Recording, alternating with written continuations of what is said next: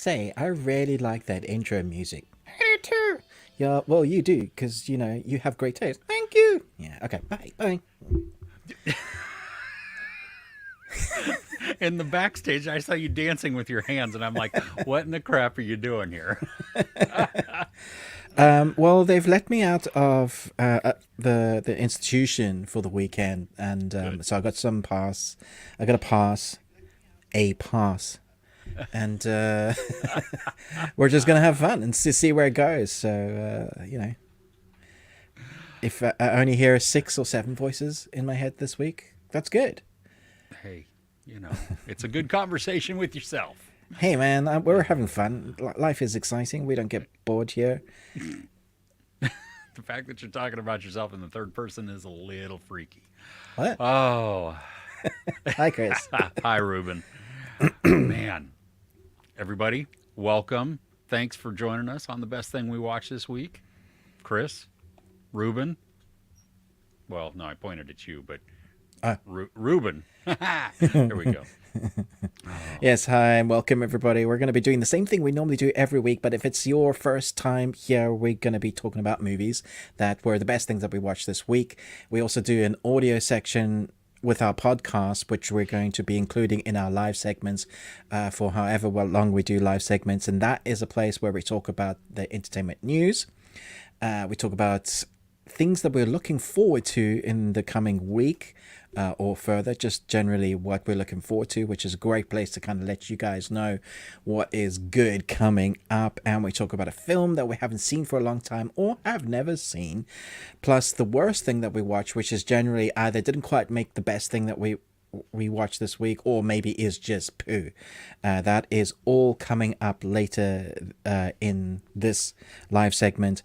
And then obviously we're going to get around to your questions, your comments, and Chris is going to be doing a movie quote quiz answers, and I guess you'll give us some more, and I'll ask us a stupid question. But before we get started, I just wanted to say hello and welcome to everybody that is now online with us. And with that, Chris, would you like to read some of the comments, and let's just kind of check in with who's... Yeah, absolutely. This week I'll remember to show the comments. How about that when we go?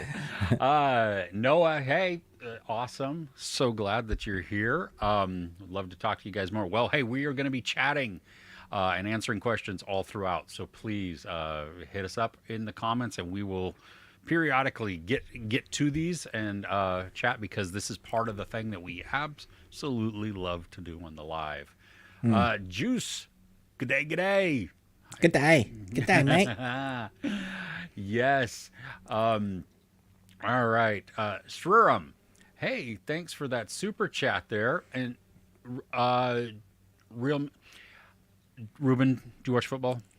Yeah, I'm not a huge football fan, but because it's such a religion in the UK, I've come to enjoy it like I used to enjoy rugby back in South Africa. So here in the UK, when it's the World Cup and England is playing, it's hard not to get caught up in the fever of that country. So I'll generally will watch a few of those matches when the World Cup is playing, and then if we get to like the quarterfinals or something, you're rooting, and then when we inevitably lose, there's a depression over the whole country the day after, and it's like, oh, that sucked and we got so close. But occasionally it's like really good football. It's also frustrating football because it's all the best players from all the various teams that come together to play on the English football team, and then they generally just don't play that well together because they haven't spent that much time together. So individually they're like the best players ever. And then you see them come together, it's like, oh my gosh, this is teamwork, guys, come on. And then I become that player, like, come on left side, pass the ball. Oh, you call it ref, that is the worst. You suck, ref, get off the pitch. Yeah. Oh, that's funny. Yeah, I only watch typically just World Cup. Yeah, World Cup's fun. Yeah. Oh, it's great. I love it. I mean, it's so, people in America, soccer, a lot of people are like, oh, it's so boring. There's no, like, the score. What? 0-0 after 90 minutes? Dude, are you kidding me? It was nail biting. Yeah, it would have been tense 90 minutes. Yeah. Exactly. And let's talk about the athleticism of these players. Dude, 90 minutes. And in football, you know, they play for American football. American football, yeah. They play, I don't know how long it is, but 60 minutes maybe without timeouts and all that crap. But it's like in 5-second spurts. It's so weird. I just watched the Super Bowl. The Super Bowl, yeah, and like after every major play, they all sitting down on the bench, flipping through the screens, looking at the next play, and I'm like, no wonder this is like 7 years long. Yeah, exactly. Yeah, the only thing I think that we have, I mean, like you have hockey that's pretty much constantly moving, basketball, absolutely. But see, these are played on much smaller courts than the pitch. Good. I mean, I have played a little bit of ice hockey, and that is intense, dude. Oh, that is, I can't even imagine what You have to be like physically fit and just strong, and mouth guards, ball guards, life guards. You're guarding everything. Oh man, do you have a favorite team? The only team I would ever watch is whatever their actual name is from the Mighty Ducks. Is it Anaheim? Oh yeah, the Anaheim Mighty Ducks. I'd watch them because ever since I watched the Mighty Ducks, I'm like, I'm supporting them. Gotcha. What about football? American football team is the Patriots. Oh yeah, I know that. I don't care about American football. Okay. Real football. Real football. In South Africa, it was probably Manchester United because they were the most popular ones, or the ones like I heard about. In the UK, it's just England. Around here, I don't know local teams. I wouldn't know who to support. I lived in Portsmouth for a while, so it was Portsmouth. Now we're nearer Southampton. The team I should support is Eastleigh, but no. Yeah, no. I watch if I ever watch any like that are off, it's typically Tottenham. So, okay. Well, thanks for that question, Shareem Samir. Love your name, and I love the support. I hope you enjoyed the answer to that. We went on a bit of a tangent, but there we go. Welcome to Sports Talk by at least one guy who doesn't really know sports. We'll do sports talk from people who don't watch sports every week. There'll be a little segment of like, what the hell are these guys talking about? That's a new segment. Oh my gosh, yes. No, that's great. Oh, all right. Let's go back to some of the comments. Juice, you finished watching Wolf. So I gotta find that. I've got it on my list. I've seen the trailer to this now, and I've put it on my watch list. It looks so dark. Oh man, can't wait. Can't wait. David, hello. Hello. David, are you my friend David in Ireland? Hope so. Good morning. And if you're not, good morning anyway, or good afternoon, evening, whatever. Hi.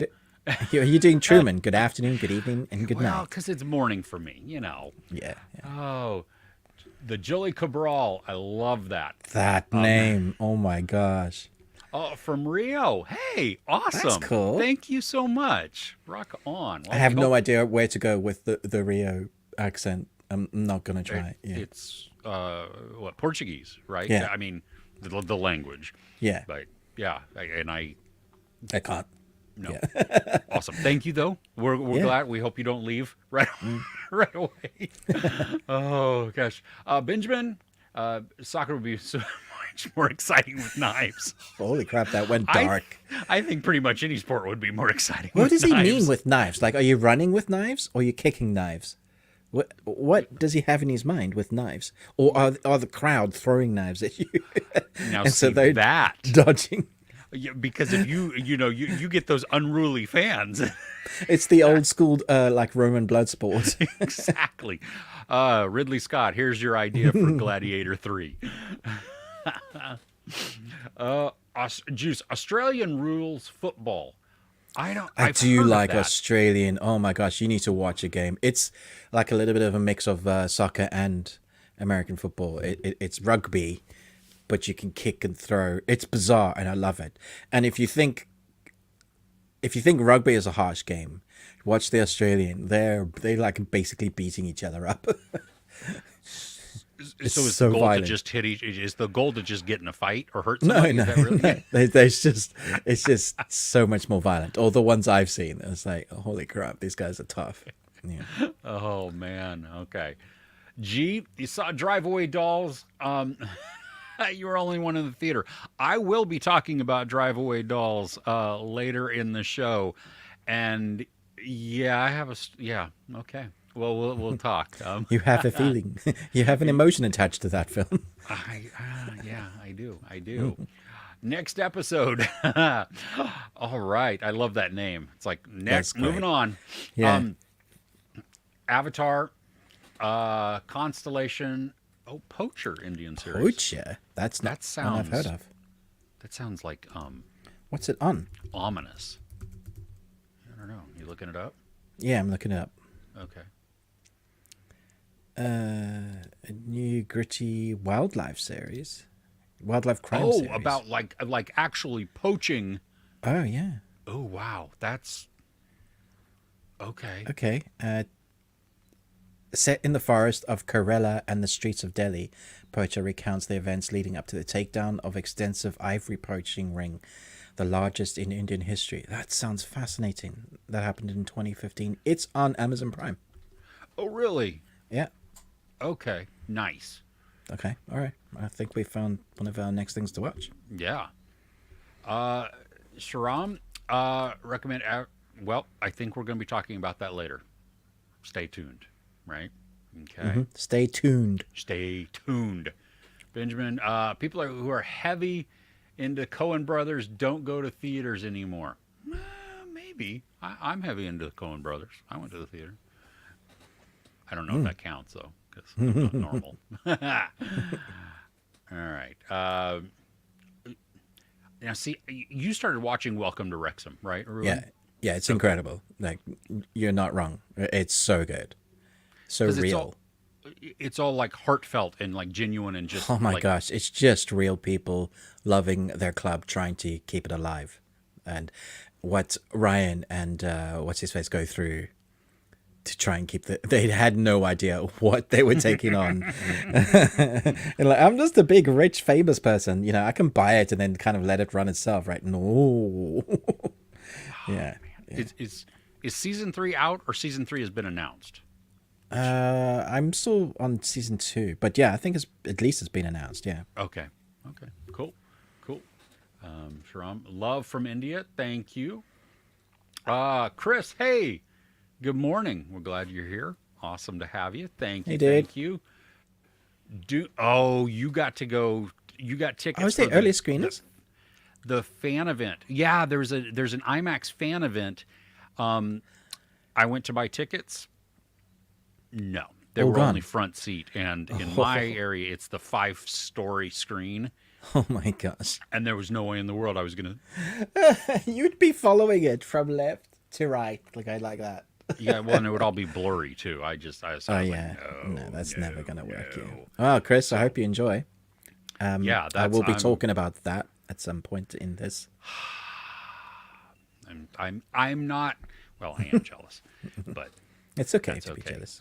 Yeah, I'm seeing it on Thursday with the masses. So, nice. Yeah. Okay. You wanna go to the movie quote quiz? Talk about last week?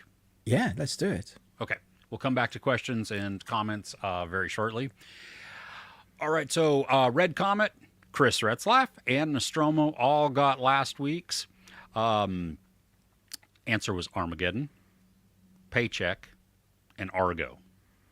Yeah, so there's Ben Affleck is the theme. Yes. I didn't get Argo. I've only ever seen that once. Obviously got Armageddon, because that's one of my favorite films. It's like one I know that isn't particularly brilliant, and as the years pass, it's aging, but I love it. It's great.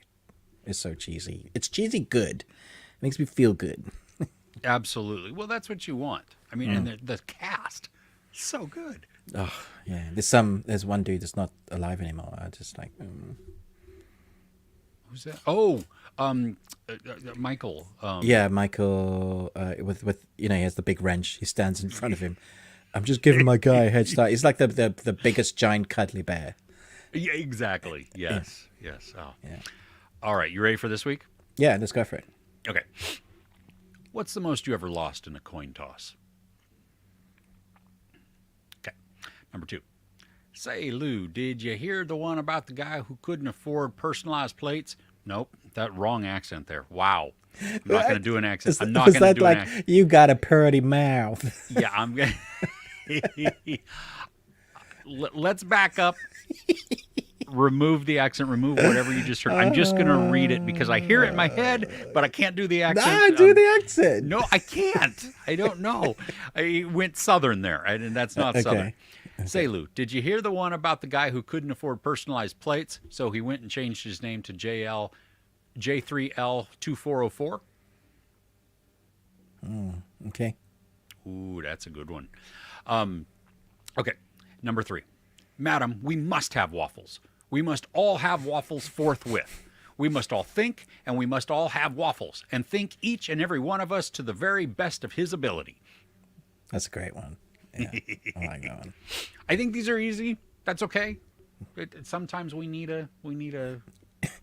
You got a pretty mouth.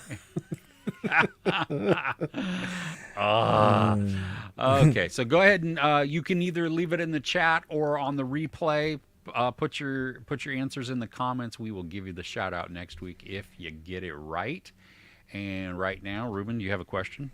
I do. So recently, America landed on the moon again on their space thing. I don't know if you saw it in the news. It was the thing that landed, and then they're going to the south pole of the moon to try to see. Apparently, there's like some deep glacier water that's iced, and if that means they can drill the ice and change that into water and air because they can take the hydrogen out of it. So it's all very cool. So they've landed. Here's the question. Did America ever land on the moon, actually? Was the moon landing a hoax, or was it real? Because if you think about it in the terms of the technology they had back then to what they have now, and they still haven't managed to land on the moon since, with a person. Have they tried, though, to land on the moon with a person since, like, what, Apollo or whatever? I don't know. I'm asking. I don't. Other people have, I think. I'm not sure. But what do you think, Chris? Was it real? I don't know. I mean, I want to say yes. But I have seen photos and stuff that, you're like, But then there's also Photoshop. But AI, yeah. Yeah. Well before AI. I mean, Photoshop. As far as we know. Okay. This is true. Yes. Yeah, I don't know. I mean, it's fun to think that no, we didn't.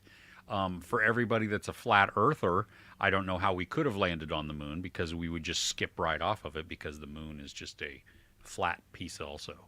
And luckily the moon doesn't then rotate.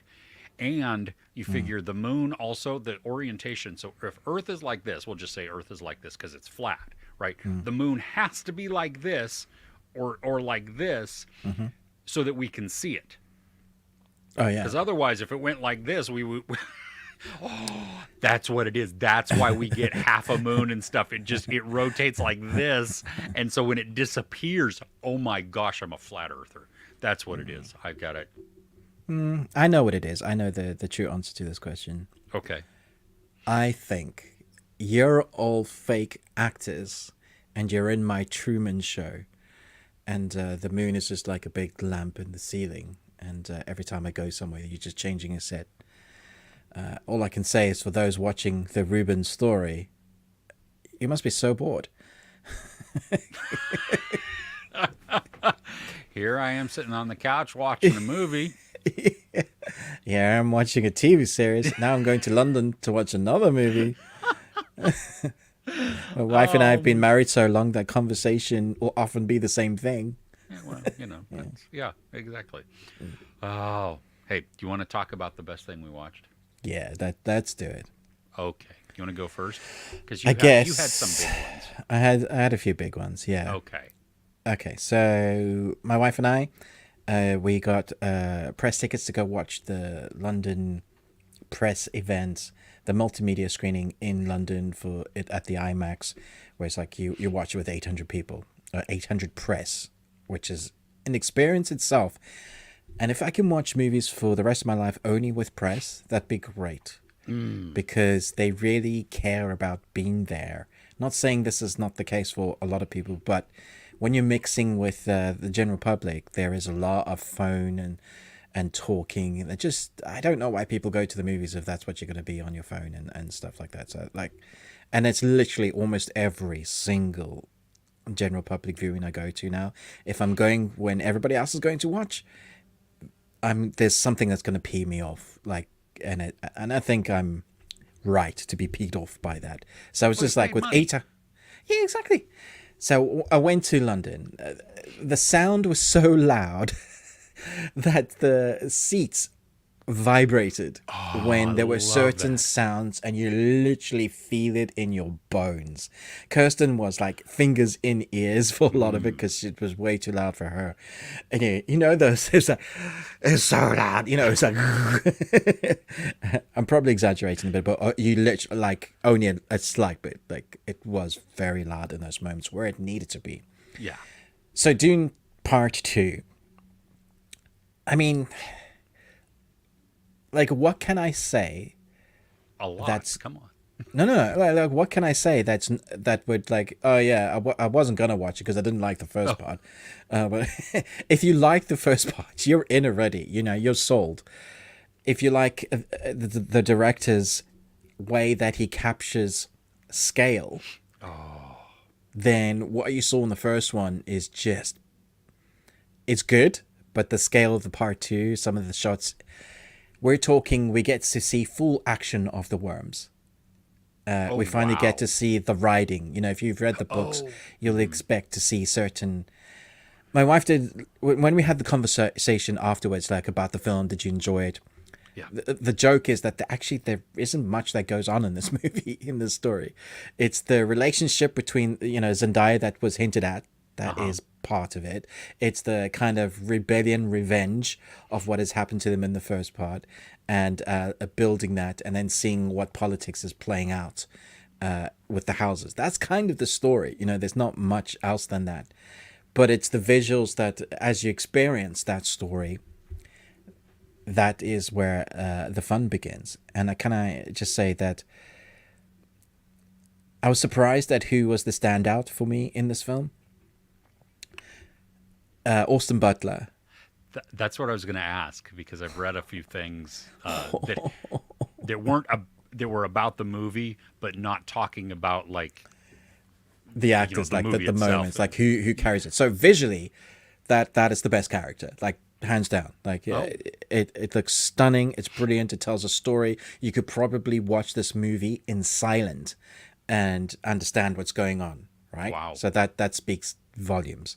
But with the characters that you then said, the best way I can describe it is the bad guy in Thor 4, the guy that was killing all the gods, the god killer. Yeah, Gore. Yeah, right. Gore. Yeah. If you take Gore and his presence, you take that character. That's kind of what our new bad guy looks like. You can see images of him. He is a trained, honed warrior. His whole reason for being is for being this warrior attack killer, the best of the best. He is part of this house, and so he is basically the one that we're worried about. There are other worries for our guys that are wanting to take their planet back, the Harkonnens on Arrakis, and I love all of that kind of building, but I was always worried about how strong or how mentally fit this guy was, because he's brutal. Every scene you see him in, he's either doing something that is so horrific but almost blasé about it, that is setting up for his character, or it's the intensity of what you seeing with his eyes, what he's portraying on his face. And I was so surprised, because it was only like halfway through the film, or maybe 3/4 through the film. I was like, oh, flip, that's Austin Butler. I've just seen him in, not Masters just of the Air. Masters of the Air, not Elvis, but Masters of the Air. And it's like, dude is a chameleon. He really jumps into that role. So he was fantastic. But I have to say that he gets a bit of a cheat card because he's playing the baddie. The character he's playing is so rich and vibrant anyway that you can kind of go, yeah, a lot of actors would have loved to play in the sandbox. You know, that toy box is, you can do a lot with, which I appreciate. But Timothée Chalamet, I was very happy with what he did because there's a point where he has to change from being the guy that's learning the ways of the sand, the guy that's had everything taken away from him, the guy that is kind of in love with the Zendaya character, to being the leader and the one that is prophesized, right? Like it's all kind of been leading up to him. And that transition he plays brilliantly when he has to become the strong dude that's basically going to be the face of the rebellion. I was like, man, that the fact that he can hold his presence versus what Austin Butler's character is doing is telling of how great an actor he is. And I have to say, I haven't always rated him like with all the other stuff he's done. I know some people think he's brilliant, but you know, I saw Wonka and I thought it was fine, and I think he was fine. But this was fantastic. This was really good. Like performance-wise, it was great. I do have one negativity, and I know, like, how can you have anything negativity against, like, Dune? It was the same negativity I had with the end of part 1. It left us hanging for 3 years. Okay. This hasn't been greenlit for the Messiah yet. I'd be surprised if it didn't. But the way this ends feels like we've just started the story. Oh, jeez. And I'm trying to rack my brains, like, because it's been a very long time since I read the book. It's like, is that really where the first Dune book ends? It can't have ended like that. Maybe it did, but for me, it felt like a okay. See, and that I'm curious as to why they didn't greenlight Messiah also, just because Dune Part 1 was so popular and people loved it so much that just, yes. Yeah. You know, give him It's both, going to make the money. It's the thing that's saving, one of the big films that's saving cinema, because let's face it, cinema does need to be, cinema, like in the cinema. That's, so here's the worry is that because it's going to take them time, like a year or more to green lighted eventually, when it's all out, it's been out of the cinema for months and it's made all that money, that's when he's going to start work. Because with part 2 he'd already done a lot of the work. I think they'd done a lot of the filming even.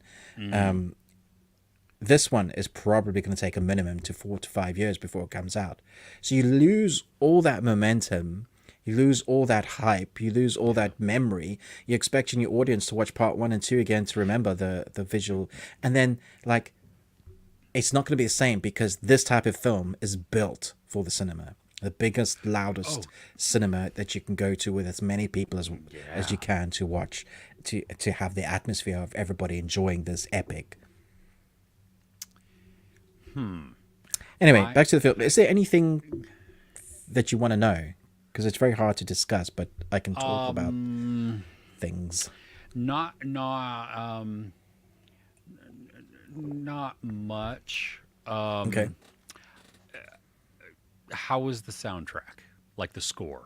Was it just as epic? Phenomenal. It's just as epic. Yeah, really, really good. In fact, I think it's better in the part 2, the score. Okay. Yeah. Okay.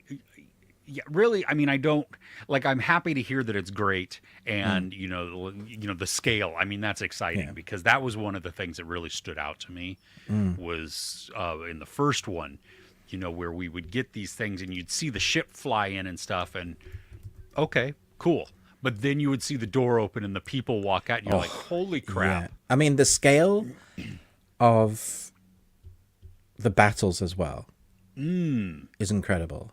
And then it's personal as well, so you get to be on the battlefield. There's a different, almost sinister twist to the character of Jessica that Rebecca Ferguson plays, which I really liked. There's a story that goes on between him and her son, Paul. I haven't talked about Javier Bardem yet. So I'll finish on that talking about Dune. Okay. So he plays Stilgar. We met him in part one for a bit of the film. He's kind of one of the nomads. What do you call them? Trying to think. What did you call them? The sand people that they all are. Yeah. No, yeah. Yeah. Anyway, he surprisingly funny, like genuinely funny. Like we laughed. Like dry type of funny. Like okay, so he is obsessed with the fact that he thinks that Timothée Chalamet's character is the Messiah. Like he's the one. Okay. Right, Paul Atreides, like the prophecy that's mentioned, and Zendaya's character because they're from two different parts. The North doesn't believe and the South does. Like they believe in the prophecies, or might be the other way around. So people are obsessed with the fact that finally the prophecy means that they're going to take their people to greener pastures and get rid of the people that have been stealing all their stuff. And, so every time Timothée Chalamet's character, Paul, does something that might mean like the next step in the prophecy, it's like, here's the one. And he just won't let it go. And says, see, the prophecy is being fulfilled. And it's just so funny in that execution that you had British press people laughing throughout the cinema. What? Yeah. British press people, I didn't even think they knew how to laugh. No, that's not a thing that happens that often. So don't think it as a comedy, but there are moments of levity between those characters that I think is needed because it's a fairly dark story. So it lets the film breathe in places I wasn't expecting it to breathe, which I really liked. I think that was actually missing. There was a nice heartfelt moments in one that were like between like the father and the surrogate kind of storyline that I thought was really genuine and I liked a lot. I missed that a little bit in part two because we don't really have that anymore. He's kind of take on what he's learned. Okay. But his mom, Paul Atreides' mother, is a very different person because she comes from that sect of like almost those witches, right? Mm-hmm. And so she's very much a believer of his prophecy, but is one of those people trying to shape things around in the background without doing spoilers. So I definitely want to watch it again. Nice. Yeah. How long is it? 2 hours and 45 minutes. It's an Indian length film. Okay. Yeah. Are there appropriate moments where you could get up and pee? That is a good question. No. Okay. It's fine. I just need to know. It's all visual storytelling. Like, if you are waiting for the big battle sequences, you can tell when they're building up to that. Sure. But you also might not, because there's a lot of beautiful and then transition to and you're like, oh, right. Yeah. So, okay. Good luck is all I can say. Go before, go during the trailers, that. Okay. Cool. Well, should we answer questions? You want to go to that, and then we'll. The Fremen. Thank you. Yeah, I just saw some of the comments. Yes, the Fremen. Sorry, nice. The Sand People. They're not the Sand People from Star Wars. No, they're the Fremen. They could be. all Sand People are alike. Thanks, Kiss, and Olive. Thank you. Yes. Okay. Let's see here. We'll go to these. Okay, going back to football where we had started out. Sharam is watching Man United and Fulham. Cool. Nice. These questions are the. I don't know if that was the quotes or the thing. None of them are supposed to make you feel dumb. They're supposed to be stumpers. When I say if you think the questions are too hard, the movie quote quiz questions from Chris, you can fire him. Just let us know. Yeah. This is true. That is an option that we power to the people, right? Put it back in your hands. Oh, they're meant to be a little challenging sometimes. That's true. But not impossible, ideally. Yeah. Yeah. So, hey, Mr. Flixer, welcome, welcome. We're glad you're here. Howdy, hi. Benjamin, Gary Busey you are quotes. absolutely correct. He's so obsessed with Gary Busey. I know. And Well, why wouldn't you be? Yeah. I did that week of Gary Busey quotes. So, Yes, you did. Yeah, I remember that. We were happy. All right. Chatting between each other. I love that.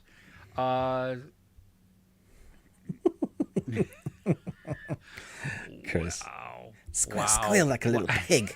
Wow.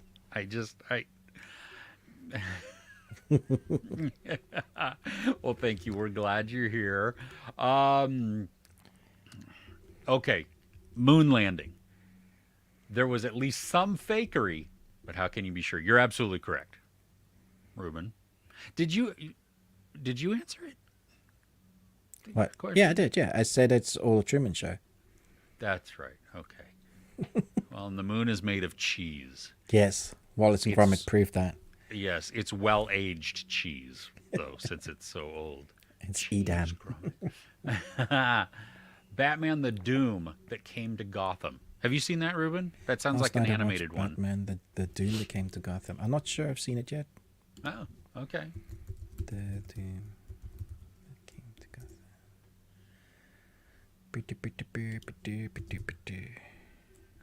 You looking it up? Yeah. Cool. Yes, I have seen it. It's great. Oh, nice. I I didn't realize that was the title. No, it's very good. Yeah. Right on. BetterHelp is available. Oh, they sponsor things. If you'd like to sponsor us, BetterHelp, we would be happy to do that. Ruben, yes. What do you mean? What? Why do I need help? For the voices? Yeah, possibly. Yeah. Mayor of Kingstown. Now, see, several people have told me Mayor of Kingstown is wonderful. And Jeremy Renner is, like, really good, too, in that.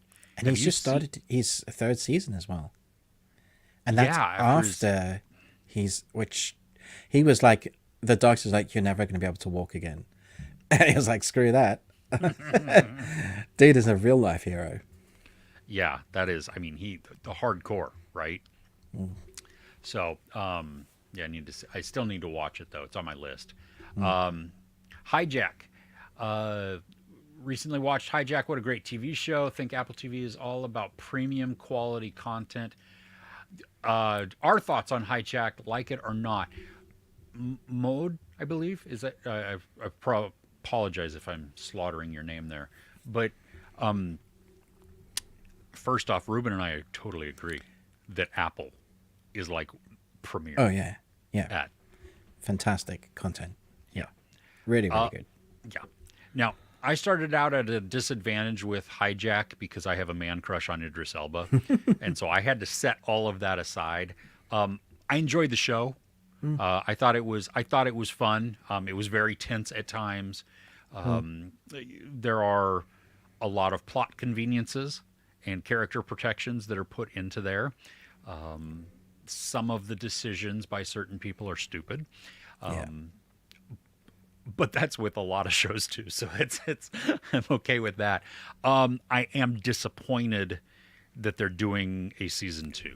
Yeah, I mean, if you want to hear us talk about it extensively, a few weeks ago, you can check the time codes. We did talk about in one of our podcast seasons. We talked about Hijack when it first came out, and I think we both had the same kind of thoughts. Like, it was good, not great.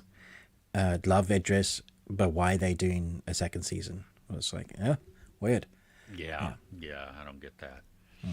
Yeah, Juice agrees. Hijack was great. Okay. Mr. Flickster, go back to Dune Part 1. The original and it are Very you can't different. even Yeah. You can't compare them. Yeah. Yeah, no. This is much better. Yeah. I mean, if you like Denis, how do you pronounce his name? Yes. Whatever. Do you like the director's work?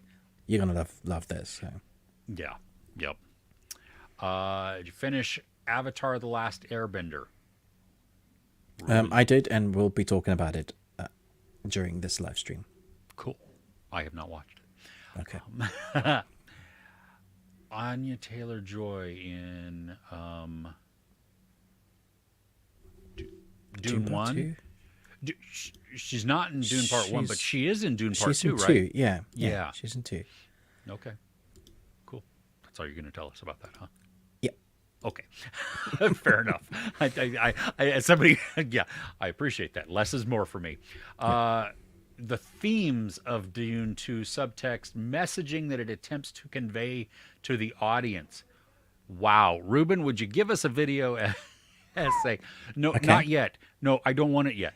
I don't want to hear the Because themes. that will. Yeah. Yeah, okay. We can.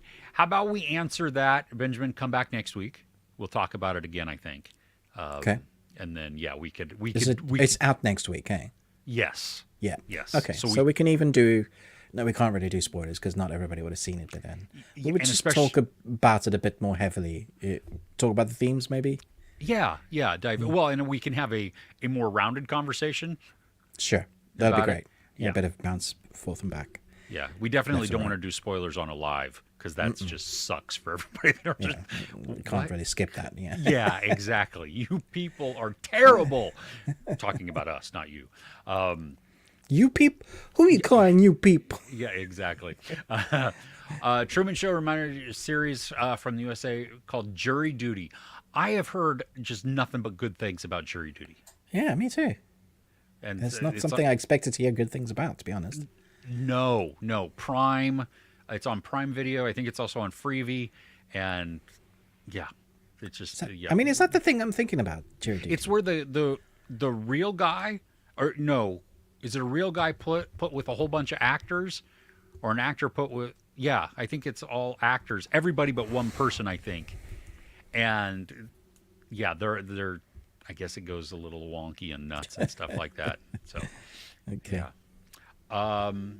Ruben, have you heard about the live action Naruto? The director of Shang-Chi being attached. Is this another? Because I think Netflix again were attached to doing a. Is this a live action movie or is it a TV series?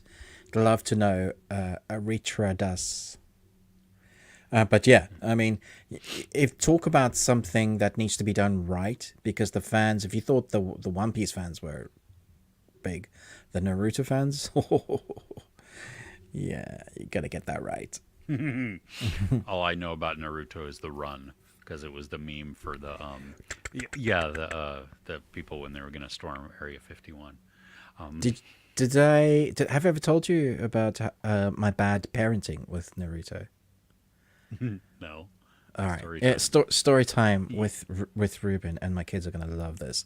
Okay, so one of the ways that my kids learned to read was through watching anime, because Okay. I didn't put English on; they had to read. So they watched the original, and then they had to learn to read quickly, and so their reading in school was like shot up in levels. One of the things that helped them, and like various things that we're struggling with, but because they were able to read so fast, it really helped the development at like a really young age. But one of the main things we were watching was Naruto, and so when we would like go play in the park, we would run like Naruto, like those ninjas, you know, because in their mind, running like that makes you go faster, it's streamlined. Of course it does. Well, yeah. So let's cut to like a year and a half forward after running that, and it's sports day, and all the parents are there. My youngest kid, Ethan, is in line, and you can see that like it goes on your marks, get set, bang. And the kids are running, and like Ethan's way back, and he's running like this. You can see the calculation on his mind. Halfway through the race, he was like, what am I doing? And then he starts catching up. And I think he ends up being third or something. Wow. After, yeah, but I was just like, I was super proud and embarrassed at the same time. The whole thing. And I'm like, oh, I'm so sorry, kids. But also, that's awesome. That is so good. Well, see, and now as like, you know, the teenagers or, you know, young adults or something like that, if they were to do it, now it becomes funny, you know, Yeah, and you do it on purpose, not because your dad taught you. Oh my gosh. I love it. Love it. Oh my gosh. Okay. But Apple TV shows, yes. Okay, you recommend while I change battery. Okay, that sounds good. Let me go to there we go. So we've got The Big Door Prize with it's a comedy, kind of dark comedy.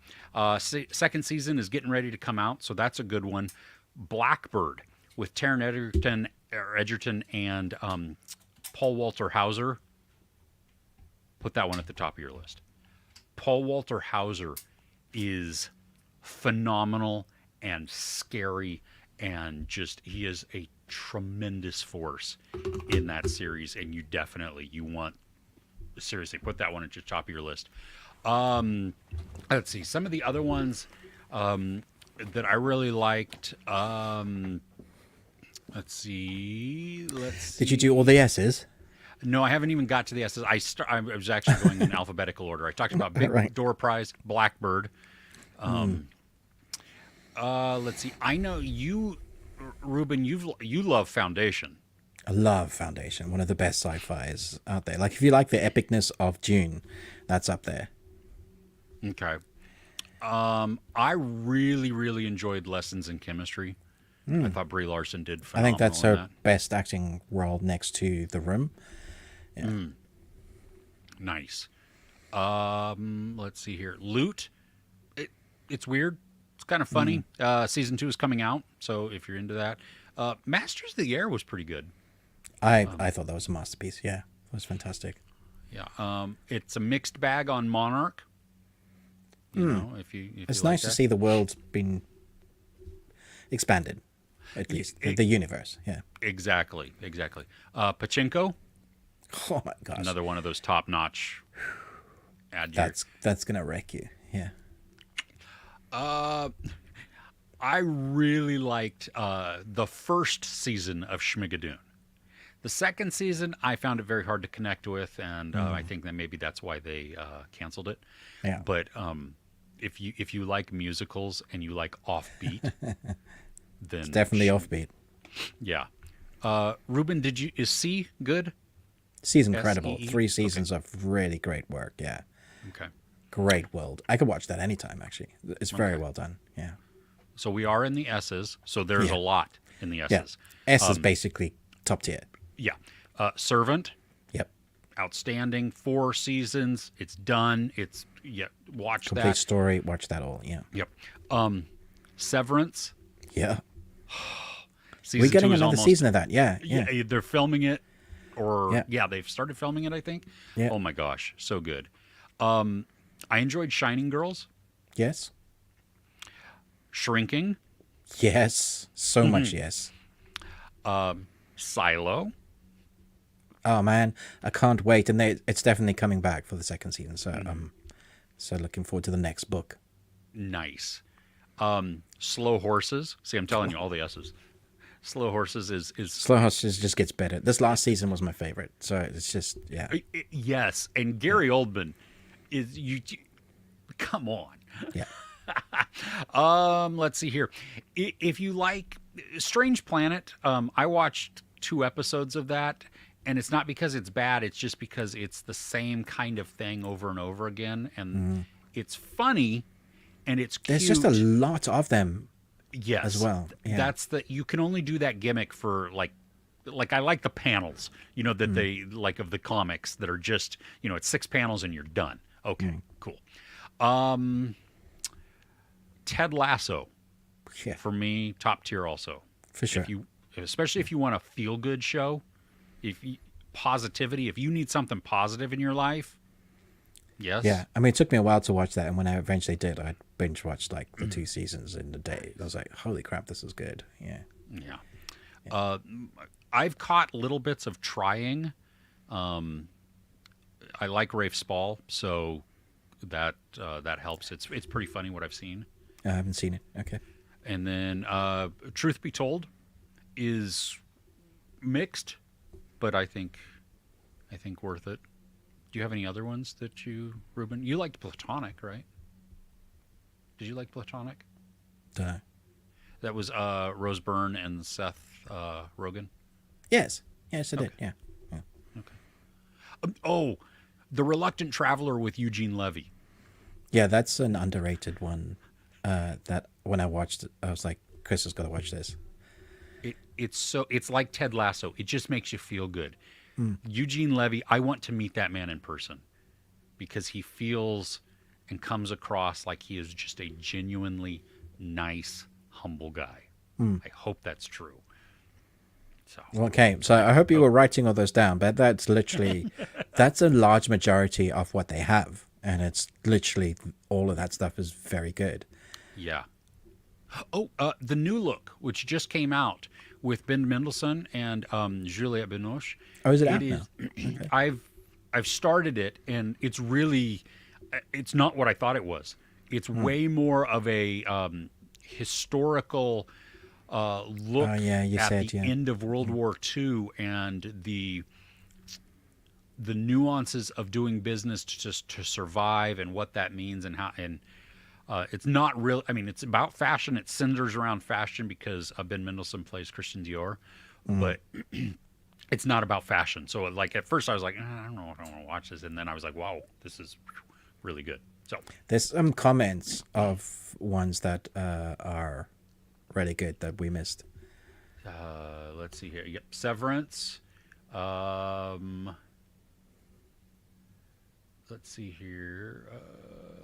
I'm trying to go. Yeah, yep. Severance, good example. Hey, Shiny. Servant.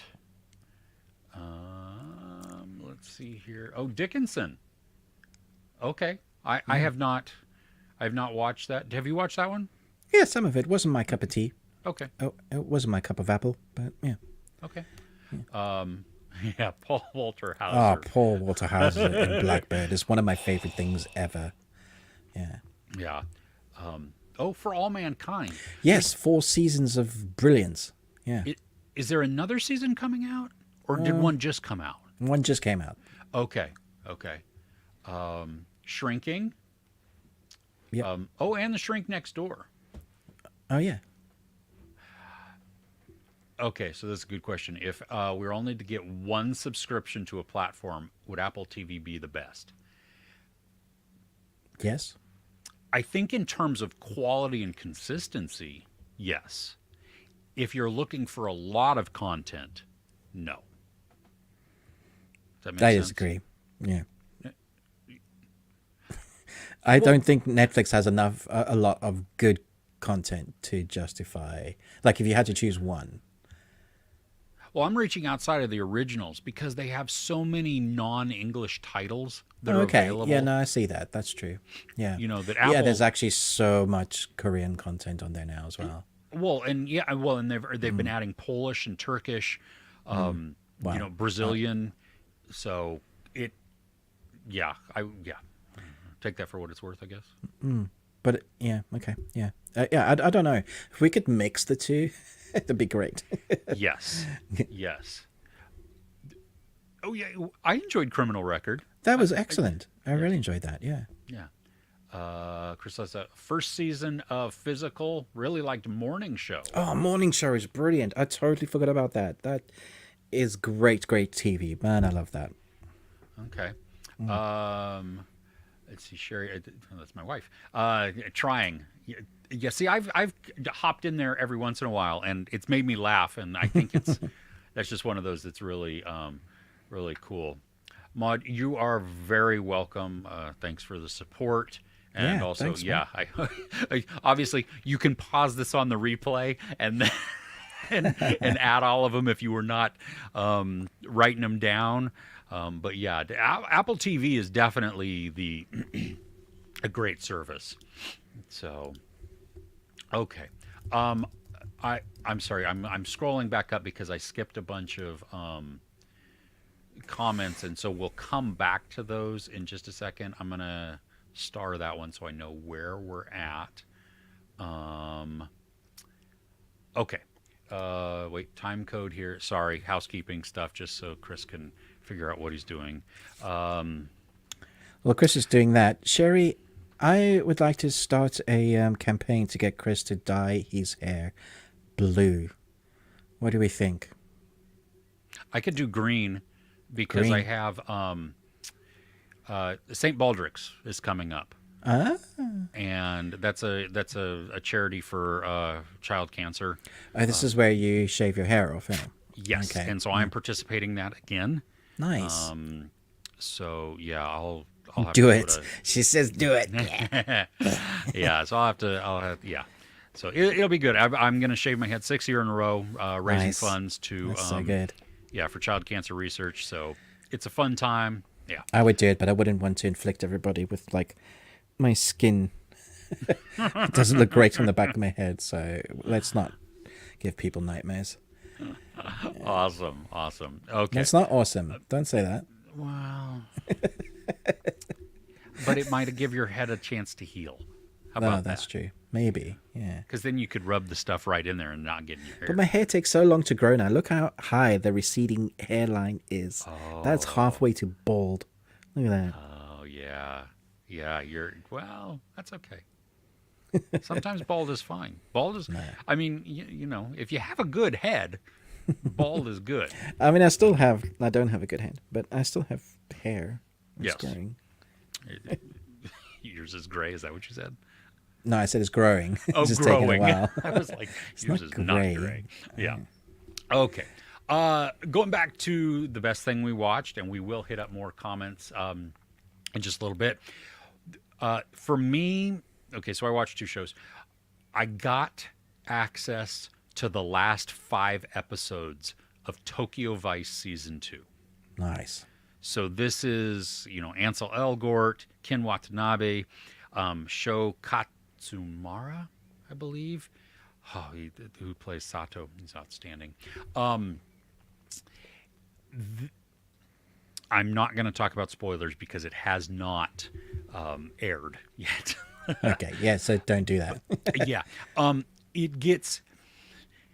Episode 5 ends like on a holy crap moment. Okay. And it continues that momentum through. You feel all of these pieces now really just starting to crumble because pressure and the events of episode 5 create opportunities for certain people, even though there's already been all kinds of scheming throughout all the Gumi. And it is so you're watching this. It's very interesting to see the politics within the Yakuza. That's not something you would think about, is it? Like normally. And then when you see it, you're like, well, I guess it kind of has to happen. Yeah, well, and because it's like you think about maybe it is with the mafia also. For sure. They have Like their own, like They have their own internal structure. Yeah, and there's a like, mutual respect maybe that they stay out of each other's territories. What, like no woman, no children? Yes. Exactly. Everyone. They function and without mostly getting into wars or battles or anything like that. And the police, especially Ken Watanabe, through season 1 and in that was he was kind of the keeping of the peace between the Yakuza as a cop. I don't know if you remember season 1, episode 1 of Tokyo Vice, but it starts out with Jake and Katagiri walking into this restaurant and kind of being caught off guard because the people they were there to meet were already there, even though they were showing up early. It was just a whole thing. And so this conversation happens, and then we go back 2 years. And so that's really when the season begins, and that's where the story begins, because it gives us like a taste of what's to come, and then we go back. And so, okay, so episode 1 of season 1, we revisit, and I think it's episode 6 of season 2. That portion begins again. Wow. Okay. And that means we have now caught up You've to the not caught present. up to that meeting. Yes. Okay. And it is intense. I wonder how they shot that. Interesting. They may have used that. They probably shot that part last, so that Yeah, wouldn't have been chronological, so they could use it for the second season. Exactly. So it and was then that would closer. add up. Yeah, the Yeah. people would look near enough the same. Yeah, Yeah, Jake's hair would be a little longer yeah, and stuff, and yeah. yeah, it is. Yeah, so it's intense.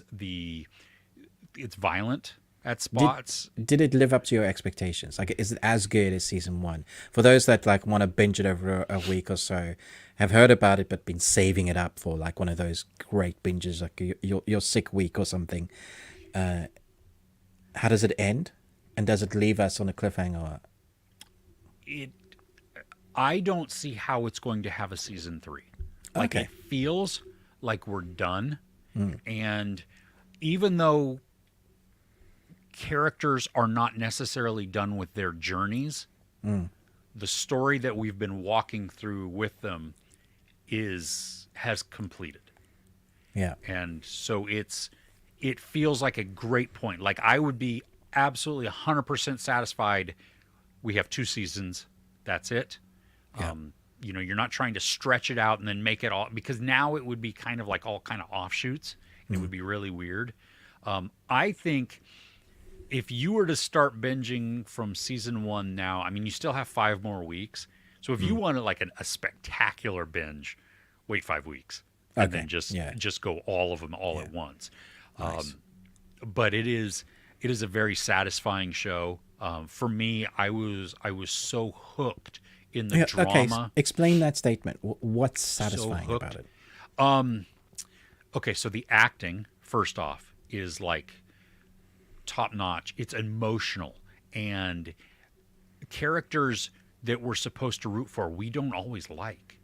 And because we watch everybody in this show have to make decisions, Yeah. and sometimes those decisions, like there's a quote at one point in the entire series where it's like, sometimes the right decision is not the moral decision. Okay. So Yeah.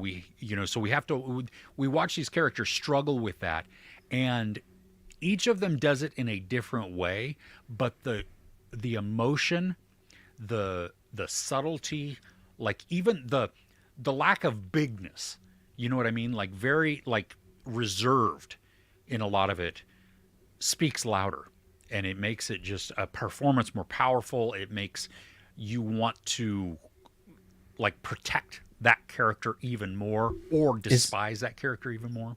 Okay. Because it's Yakuza and cops, is there good action sequences in it? There are some, yes. This is not an action series, though. No. Is it like, what type is it? Is it more like Heat or Yeah, that would be a good one where it's crime drama that has a building intensity throughout it, and a Right. and a level of suspense that just stays. okay? It bubbles up higher, but then it drops back down, and you're like, okay, something's still not right, or this is very just uncomfortable, or bad things are about to happen. There are a couple of action scenes that are harrowing. There at the end of season one, there is a close quarters battle that is brutal and bloody, and it is awesome. Okay. Do you remember that Mafia series that's set in London by Gareth? Is it Gareth Edwards? Yeah, Which is one of the Gangsters most of London. one of the most hard hitting seasons of TV. Just season one. Anything like that? No, No. Okay. no, not even. No, I don't think I've seen anything before Like or that since. since. Yeah. That is. I mean, yeah, you want action. That is because every episode had at least one monster size, Yeah. don't breathe type Brutal. of moment. Yeah. Yeah. This one I love because of the stuff that goes on in the background. Right.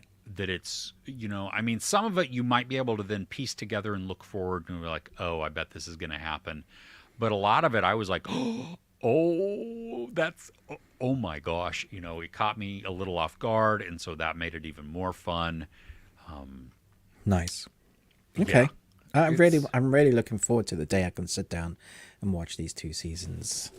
Yeah, you really, it's a blast for me. Like this is one of those that is just it's spectacularly done, and they, from the acting, like everybody understood the assignment.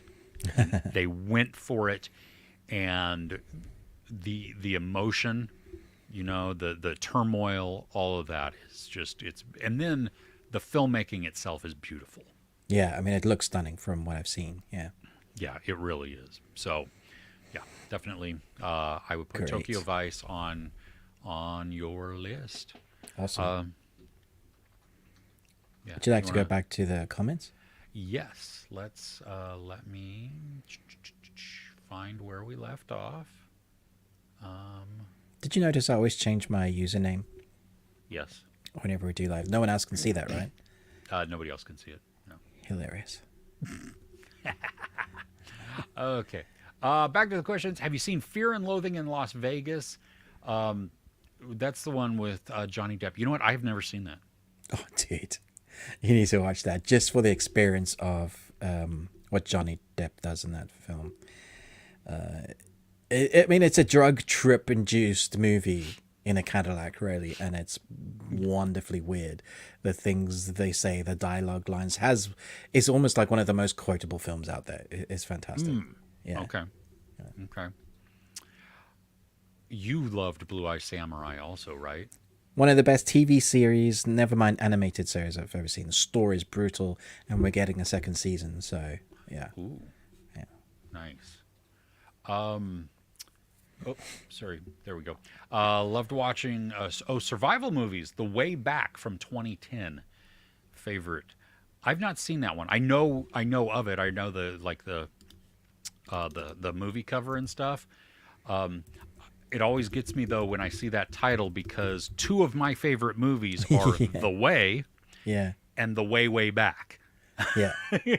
So this is like the unintended second movie in the trilogy. Yeah. I haven't seen this one either, but Yeah, it looks good. Mm-hmm. Escaping a Siberian gulag. Wow. That sounds treacherous. I like just Yeah. freaky fun. We'll have to add that to our list. You watched Lovely Dark and Deep. Lovely Dark and Deep. I don't know this. don't know this either. I don't think I'm I know always this. amazed at, like, every week. Have you heard of this? And like, how we do this for a living, or try Yeah. to. It's got Georgina Campbell, which When did it come out? Oh, 23. 23. Yeah, she was the one in Barbarian. And even the Backcountry recent ranger travels alone through the dangerous wilderness, hoping to uncover the origins of a tragedy that has haunted her since she was a child. I don't know what it's on.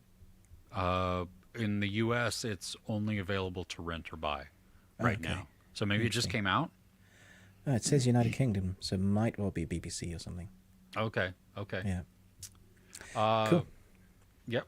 Waiting for Hamtaro live action movie. I don't know what Hamtaro is. Do you know Hamtaro? It sounds like a pig.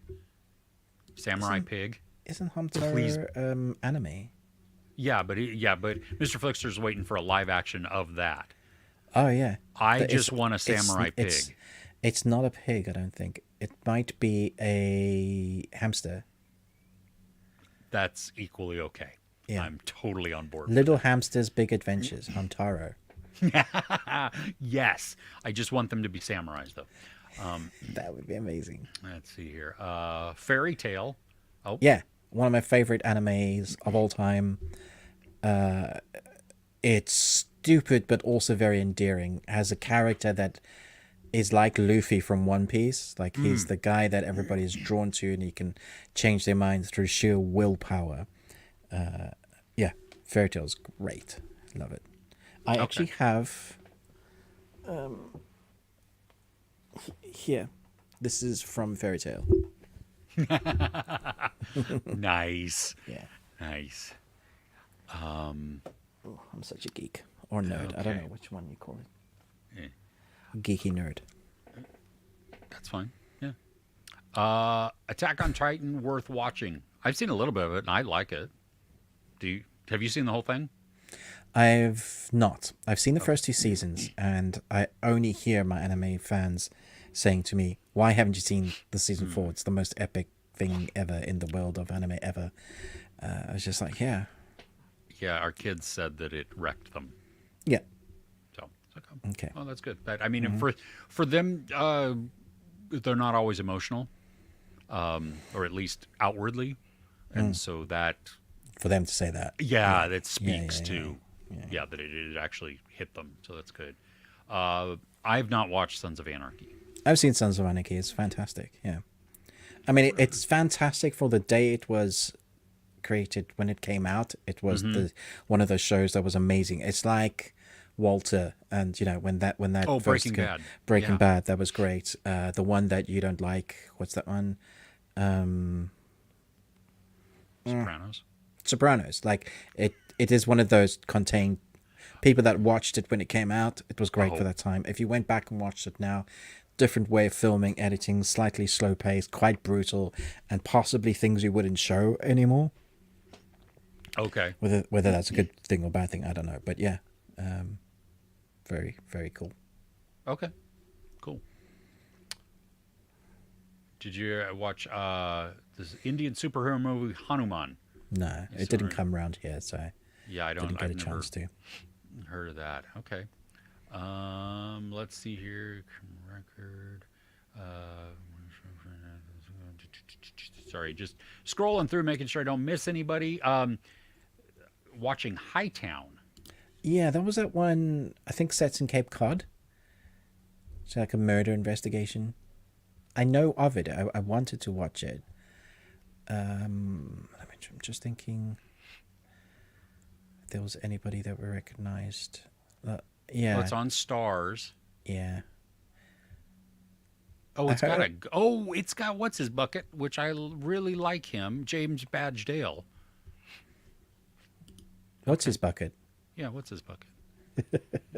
And what's her bucket? They're a pair. And their buckets. Yes, exactly.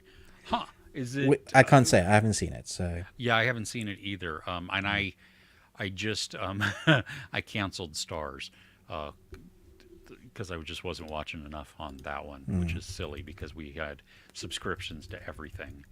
So, have you guys seen the series The Man Who Fell to Earth? That sounds familiar, but I haven't seen it. Do you know? Have you seen that?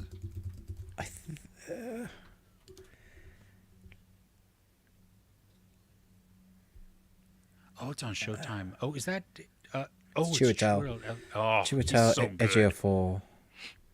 Yeah, and Naomi Harris. Wow. I've not seen. Oh my gosh, the cast. Yeah, Jimmy Simpson, Bill Nye. I don't think I've seen this. No, what is this on? I'm gonna have to find this. Oh, it's a Showtime. Showtime thing. I bet I can find it because I have Paramount Plus and Showtime. I bet I can. Yeah. Okay. Well, okay. I will Yeah. add that again to this never-ending list. It's a sci-fi. An alien arrives on Earth with a mission to learn to become human and find one woman who can help save his species. Together, they discover that in order to save his world, they must first save ours. Let me impregnate you, and then I am here in search of women. Yeah. I need a woman, man. Oh, cool. Yeah, I don't know. I'm intrigued by it because I like the actors. So, Yeah, the actors are awesome. okay. So my wife said, "Do it." That's for the Green hair. Yes. Okay. So here's the deal. I tell you what. I'm gonna put my the link to my donation page in the comments. It's St. Okay. Baldrick's. The money does not go to me. I don't ever see it. I don't. It never touch me. There's zero. It's a straight pass through. So if you want to donate there, go for it. And green hair would look good on green screen. We could have so much fun with that. Yeah. Yes. My goal. What did I say my goal is? My goal is $700, Whoa. Okay. which last year, Yeah. thanks to Jeff and Sage Hoffman, Right. they donated $500. Holy crap. Wow. Yeah, that was Okay. spectacular. So, Okay. but just I mean, if everybody put in like $3, or $5, something like that. It goes quickly. I'll time it. Remind me of who's this for? With a minute goes. This is for child cancer research. Great. Okay. So Cool. yeah, and I know some of the pediatric oncologists. They are great people, and they're doing the research, and yeah, definitely have a heart for that. So Nice. yes, Okay. a couple weeks after shaving. Yes, you can. Chris, thank you. Go green, but a couple weeks after shaving. Just So I green become a skin. tennis ball. Yeah, just fuzz as it grows. I should do the color of my glasses so that I do look like a tennis ball at that point. You know what the luminous. fuzz is? Yeah. Oh, that's so good. Yes, Chris. Yeah. I like you're thinking outside of the box. Okay. I still have to go to work. That's why I can diet before and it'd be okay. But anyway, yes, I put the link in the comments there because yeah, anything helps. And so thank you for asking. Thanks for the opportunity, Ruben. Thanks for suggesting that I dye my hair. Yes, and my you're wife for saying welcome. do it. I'm always here for you. Yeah. Appreciate it. Okay, David Flickster. Mr. Flickster, not because I saw David Fincher in there. The Killer. You really like The Killer. I'm glad. I know a lot of people have. I was not a fan of it. So I watched it the first time and I didn't enjoy it that much. I watched it the second time with my wife, who really loved it, and then we chatted about it afterwards. And then, since then, my feelings towards like the behind it and the why has grown. Oh, okay. So that was interesting. Yeah. Nice. Have you tried out, or seen the popular anime Demon Slayer? The new movie came out this weekend. Yeah. So there's a reason why I won't go and watch this. Although I understand, if you've not seen the latest series or season of Demon Slayer, this is a good reason to go to the cinema to watch, because watching anime at the cinema is always a treat. Something that we're not used to when it comes to this sort of scale and the talent in the animation itself when it comes to Demon Slayer, Jujutsu Kaisen, those kind of high quality animes. Definitely worth watching at the cinema. However, if you've seen the last Demon Slayer movie, you will know that this one also is a sort of recap. The first hour of this Demon Slayer movie will be a recap of the season. So there'll be like 2 or 3 episodes of the end of the seasons that we've just had. And then there'll be 1 episode of the new season, which is the Hamashira training, which is the new content that you get. So if you don't mind watching it because you want to go and watch anime on the big screen, see those characters, the fight sequences, the color palette, which is so vibrant, especially for Demon Slayer, which is wonderful to see on like one of my most favorite experiences I've seen. It was the Demon Slayer Mugen Train movie, which was incredible, like one of the best anime movies I've seen. However, since then, like, I'm just like, you need to tell people that this is not truly just a feature film of new content. You're maybe getting 20 minutes of new content and then a recap of other stuff. So, Okay. yeah. Tokyo Vice. Oh yes. Investigative journalism. Yeah, that's exactly, because Jake is a reporter for like that's the most interesting. widely read. Investigative journalism. I love investigative journalism stories. So that makes me even more excited to watch it. There is a no, I'm not going to say that. There's a part in here that's a gut check moment though. Oh, really? Yeah, in the last 5 episodes for Jake, and yeah, Okay. yeah. Woo. A series called Green Wing. Very funny series, very weird humor. I've heard of this. It's British, so it's right up my alley. Have you seen it? It's from 2004 to 2007. I saw 3 names on here, and I'm like, or 4 names actually, and I want to watch it. We've got Olivia Colman, Tamsin Grigg, Mark Heap, and Darren Boyd. I love all that. And Patterson Joseph. He is in what was I just watching with him? I recognize a few of the others as well. Yeah. Patterson he was in Wonka. Joseph was fantastic. He was in Wonka, Yes. and yeah, that's where I recognize him. Yeah, I've never seen it, but it looks like quintessential British stuff. Yeah, it looks, yeah. Good to Okay. hear that it is hilarious and funny. Um, True Detective season 4. I loved the finale. I thought it was It's very split, isn't it? I haven't seen it, but I've just seen online. Like, it's this season is the highest rated season of all the seasons, but the last episode is the lowest rated episode of all seasons.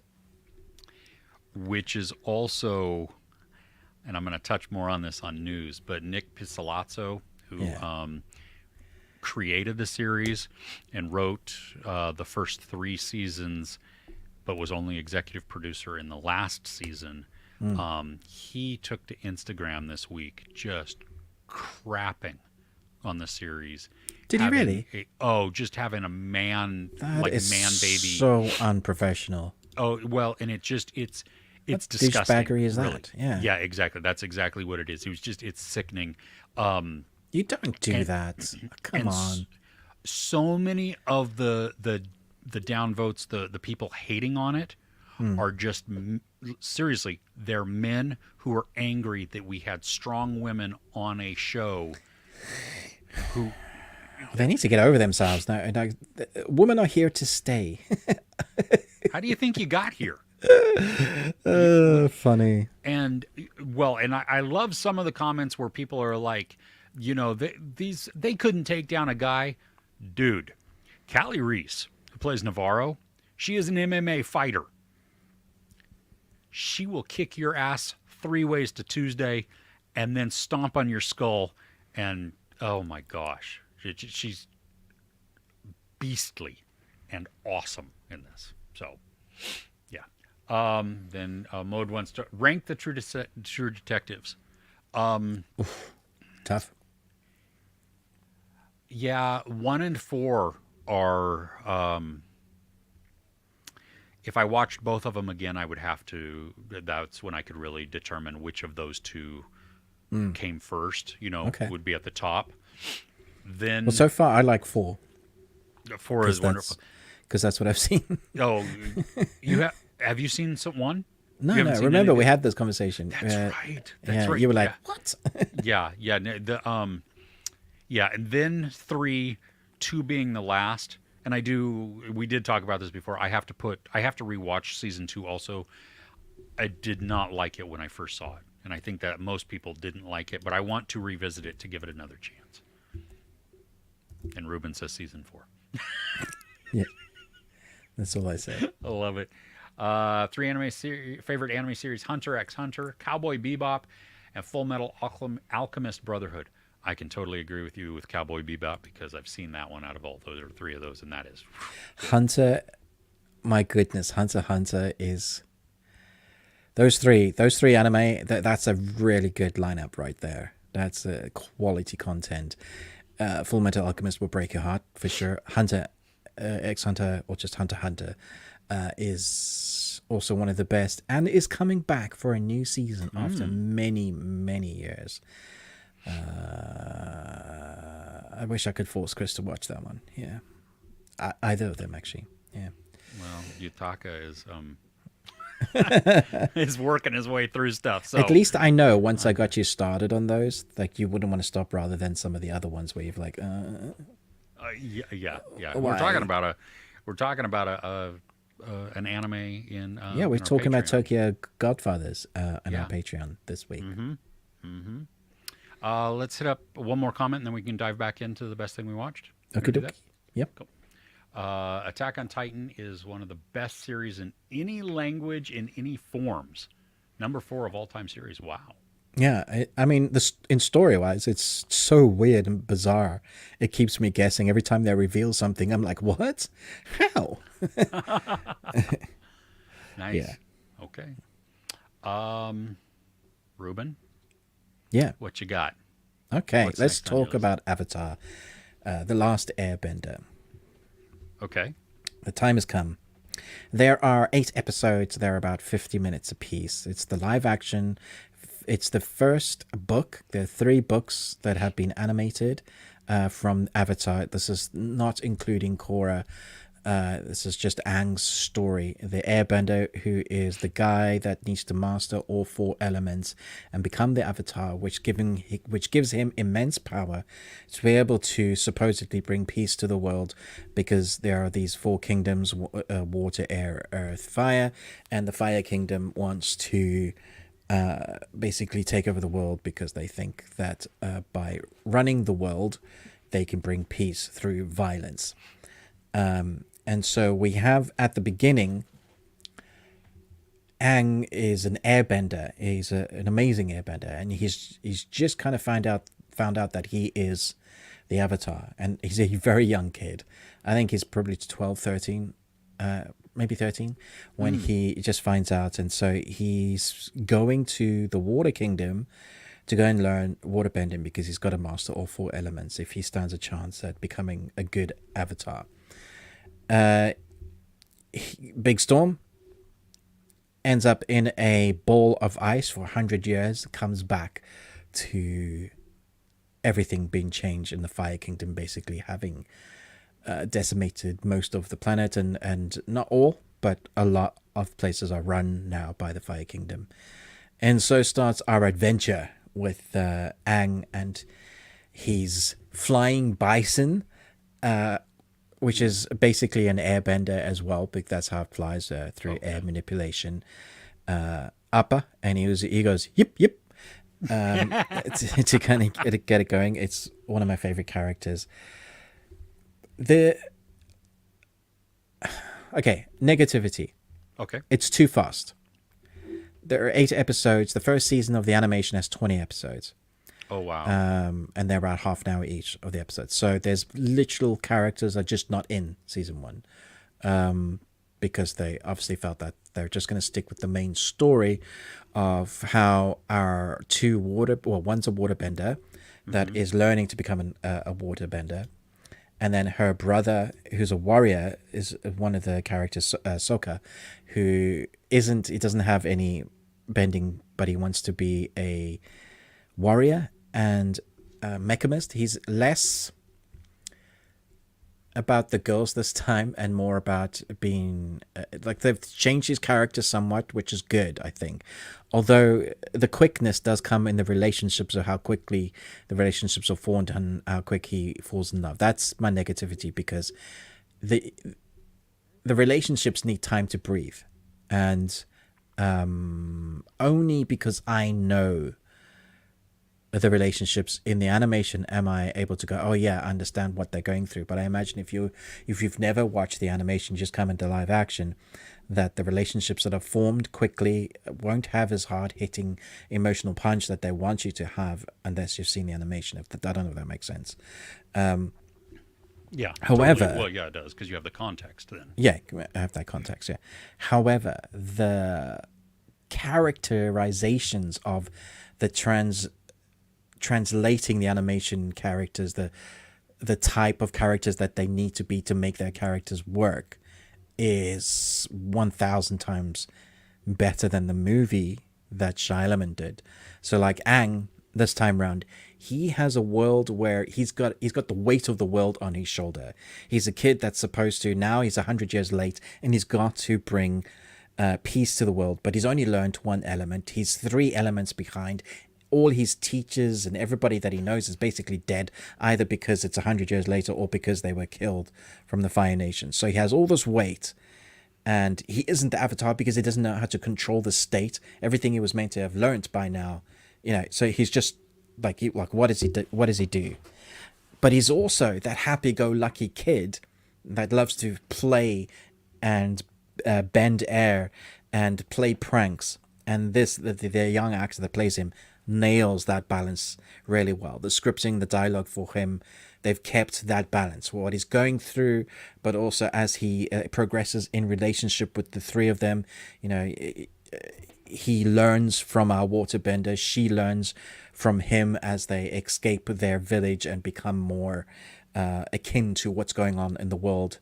They're all experiencing fish out of water, because as they fly in the bison and go to the other continents or countries, they're all experiencing places they've never been together. So Aang has no idea what this world is. Sokka and his sister have no idea what the rest of the world holds. They have some idea of, well, more than Aang in some way, because Aang knows nothing now. So you're experiencing that new stuff with them. The special effects are excellent, and that was good. what I think a lot of people were worried about, because it's going to be heavy on the CG, waterbending, airbending. They do their classic moves. That's like, if that's what you were hoping to see, you get to see that. Rock bending was one that everybody was really worried about. Rock bending looks excellent. There's a crazy old dude that is a master rock bender. And the way you see him get to manipulate and build walls, or use it as projectiles, or create things automatically, it looks real. It looks like that they're doing that, and that happens. So there's that mixture between what's CG and what's real life. I'd love to see behind the scenes of how they did that, like what they were interacting with, because I think I forget that you're watching it and you just enjoy the ride.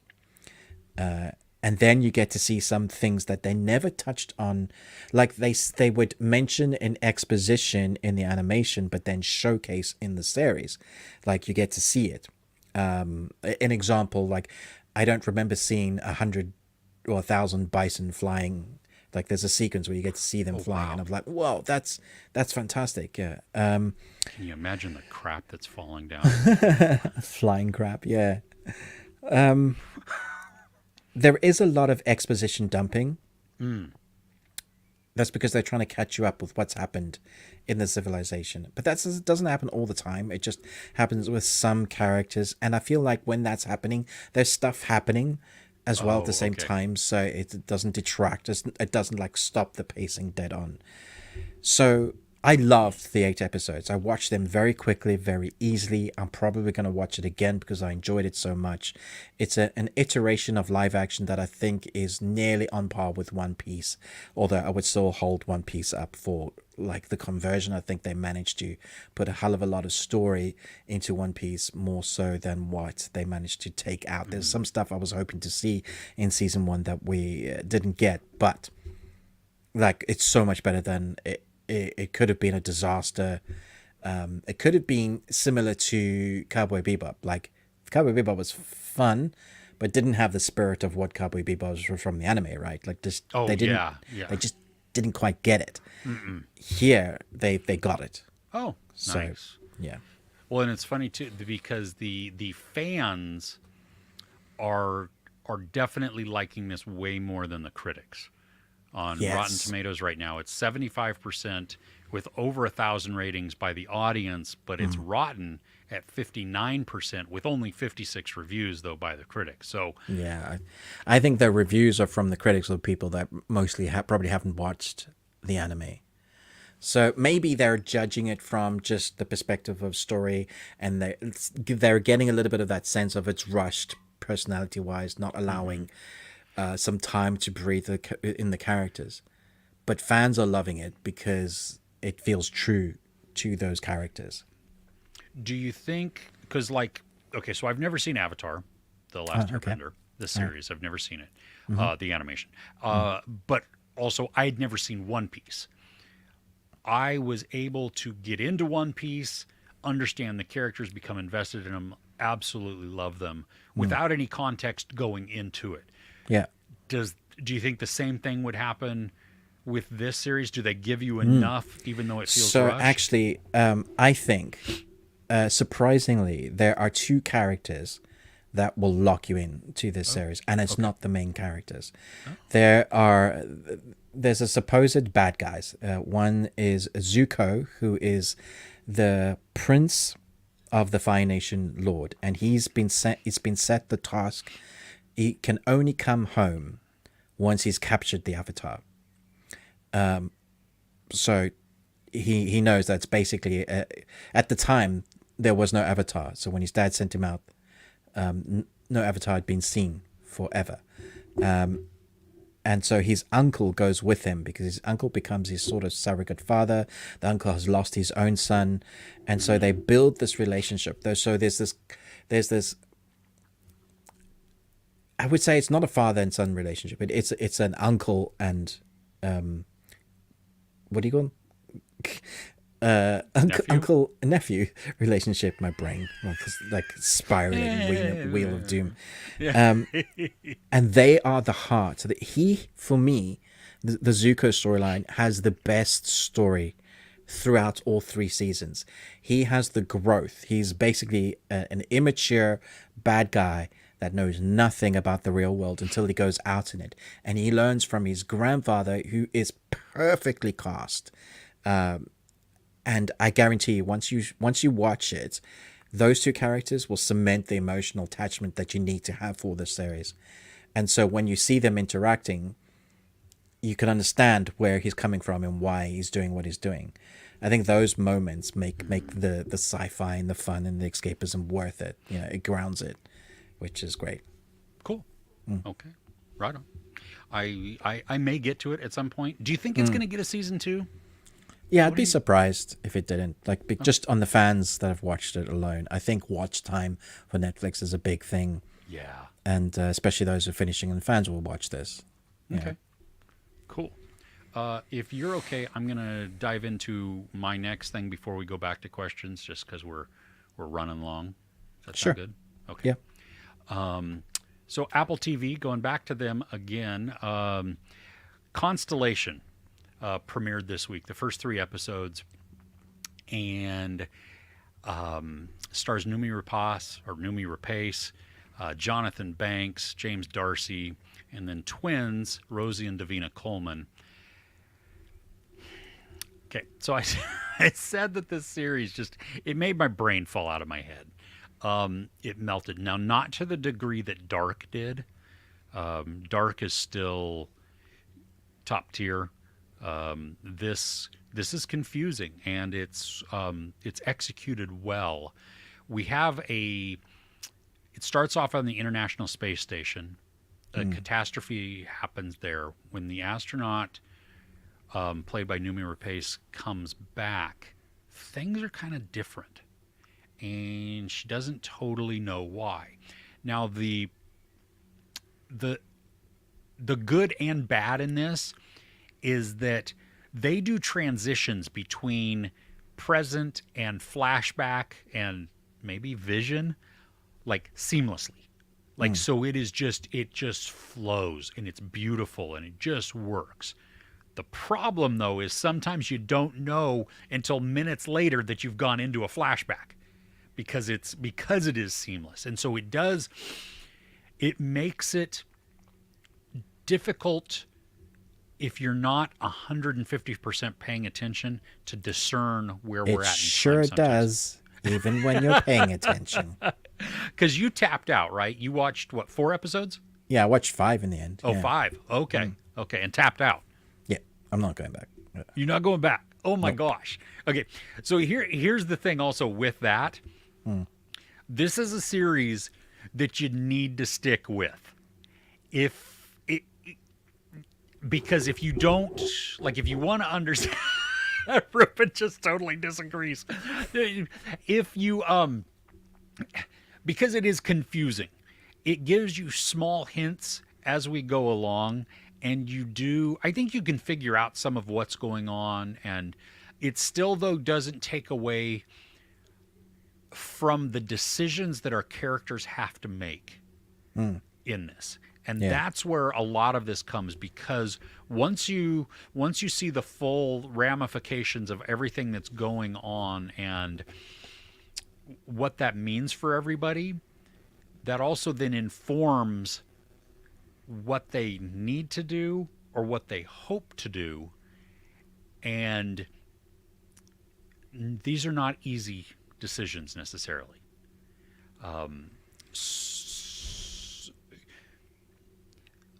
Negatives. There's this experiment that Jonathan Banks has in the International Space Station. We don't totally understand what that is. I mean, we get a small sense. It's meant to record things, how it does that and how it functions and stuff like that. That's kind of vague.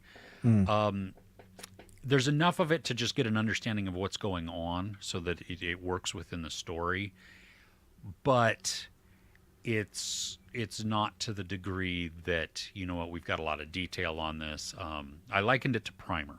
In Primer, there's a moment where a character is listening to a cassette tape, and everything is being spelled out for us. Now, that does not mean that it is easy to digest, and because every time I watch that stupid movie, and it's not a stupid movie, it's a brilliant movie, every time I watch it, I'm like, yes, wait, what? And so, the acting in this I thought was outstanding, because Noomi Rapace, she's caught in a place that is what she knows, but doesn't feel like she knows it. And so she wavers in this of being strong and confident, and then very questioning of everything that she's seeing. And because of what she sees and what she experiences, she becomes unreliable, because we don't know what we can trust of what she sees and what we're seeing through her eyes.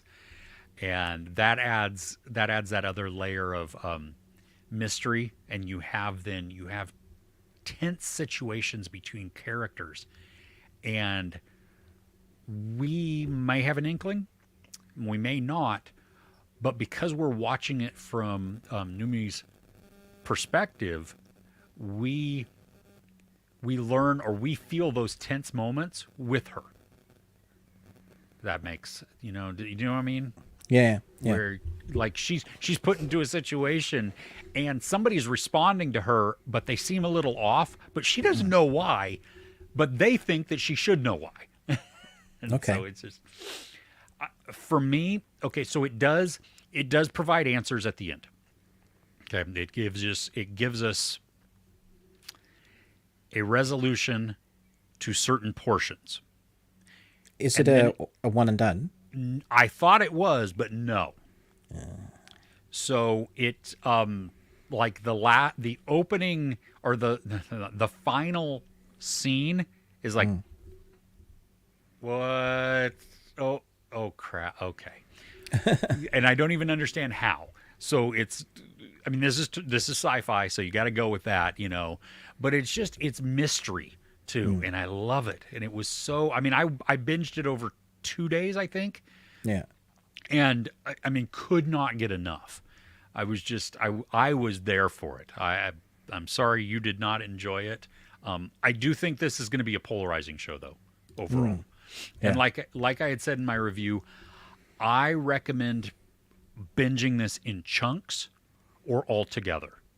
This, for me, I would not enjoy this week to week, even though each episode is worth watching as a standalone episode, because it gives you some meat. Sometimes it ends on a cliffhanger, whatever. Yeah. Because the content is so in depth and it's convoluted and the premises are complex, even though they're explained. I think it loses something in that. I don't think that this is a good show week to week necessarily. Okay. You know, watch half and half, or wait the 8 weeks, binge the entire thing, start to finish, and then, wipe up your drool because your brain has melted out of your head. Okay. But, Chris, can you turn up your audio volume? My wife's watching. She says that I'm loud and Chris is a bit softer. I'm enough. loud and you're let's see. Can I I don't know, maybe. Okay. Maybe. Oh yeah, here we go. Look at that. Great. How is this? Does that sound better? I don't know. Yeah, that does sound better to me. Does it sound better? Okay. Yeah, it does, yeah. No, because I can also do this. There we go. Okay. Should we go to the chat? I think we're going to run over 2 hours today anyway. So I think we might. so yeah, let's go back to chats and then we can go back to our stuff. Cool. Okay. I started where we left off, so we're good to go here. Cool. Let's see here. Ruben, have you watched Maquia? No, it's on my list, but it's just I wasn't able to catch it. It looks incredible. Is it an anime? It's an anime movie. Yeah. Oh, a movie. Oh, okay. Okay. Is it on streaming or is it at like It might be cinemas? now, but I think it was at the cinema. Oh, okay. Oh no, wait. Have I seen it? I don't know. You tell me. I don't know. I've seen so many like this. Oh. I don't know. Oh no, I What does that mean? I think I've seen from the same director, but I haven't seen this one. So Oh, okay. yeah, I need to put it on my list. Cool. Son of Soils. Is it good? Is it worth my time? And did you see? Is it streaming or is it on? It's 2018, so it came out Oh, in 2018, so okay, it must so- be streaming by now. Yeah. Yeah. Okay. The Dynasty on Apple. Is that about? Is that the one that you had talked about to us on Twitter? I think, or it's about the something football, right? Like American football. I think. Is that it? Is it called The Dynasty? I think. Oh, yeah, the New England Patriots. Ooh, I need to watch that. Okay. Ruben has found his new binge. There you go. All right. Okay. Exhibit A, found footage. I like found footage. Exhibit A, though, I've not heard of this one. Ruben, do you know this one? Don't know it. I'm No.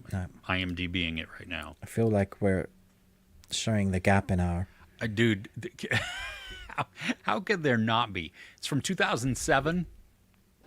I have not seen it. I don't even recognize any of these people. Huh. Yeah, Okay. it's quite old. Okay. Cool. Oh, you recommend? Okay, so it must be good there. Master and North. Hey. We're For All Mankind. I still haven't seen it, but Ruben. Yeah, I've watched the first few episodes of season 1. It was good. It was slow. Yeah.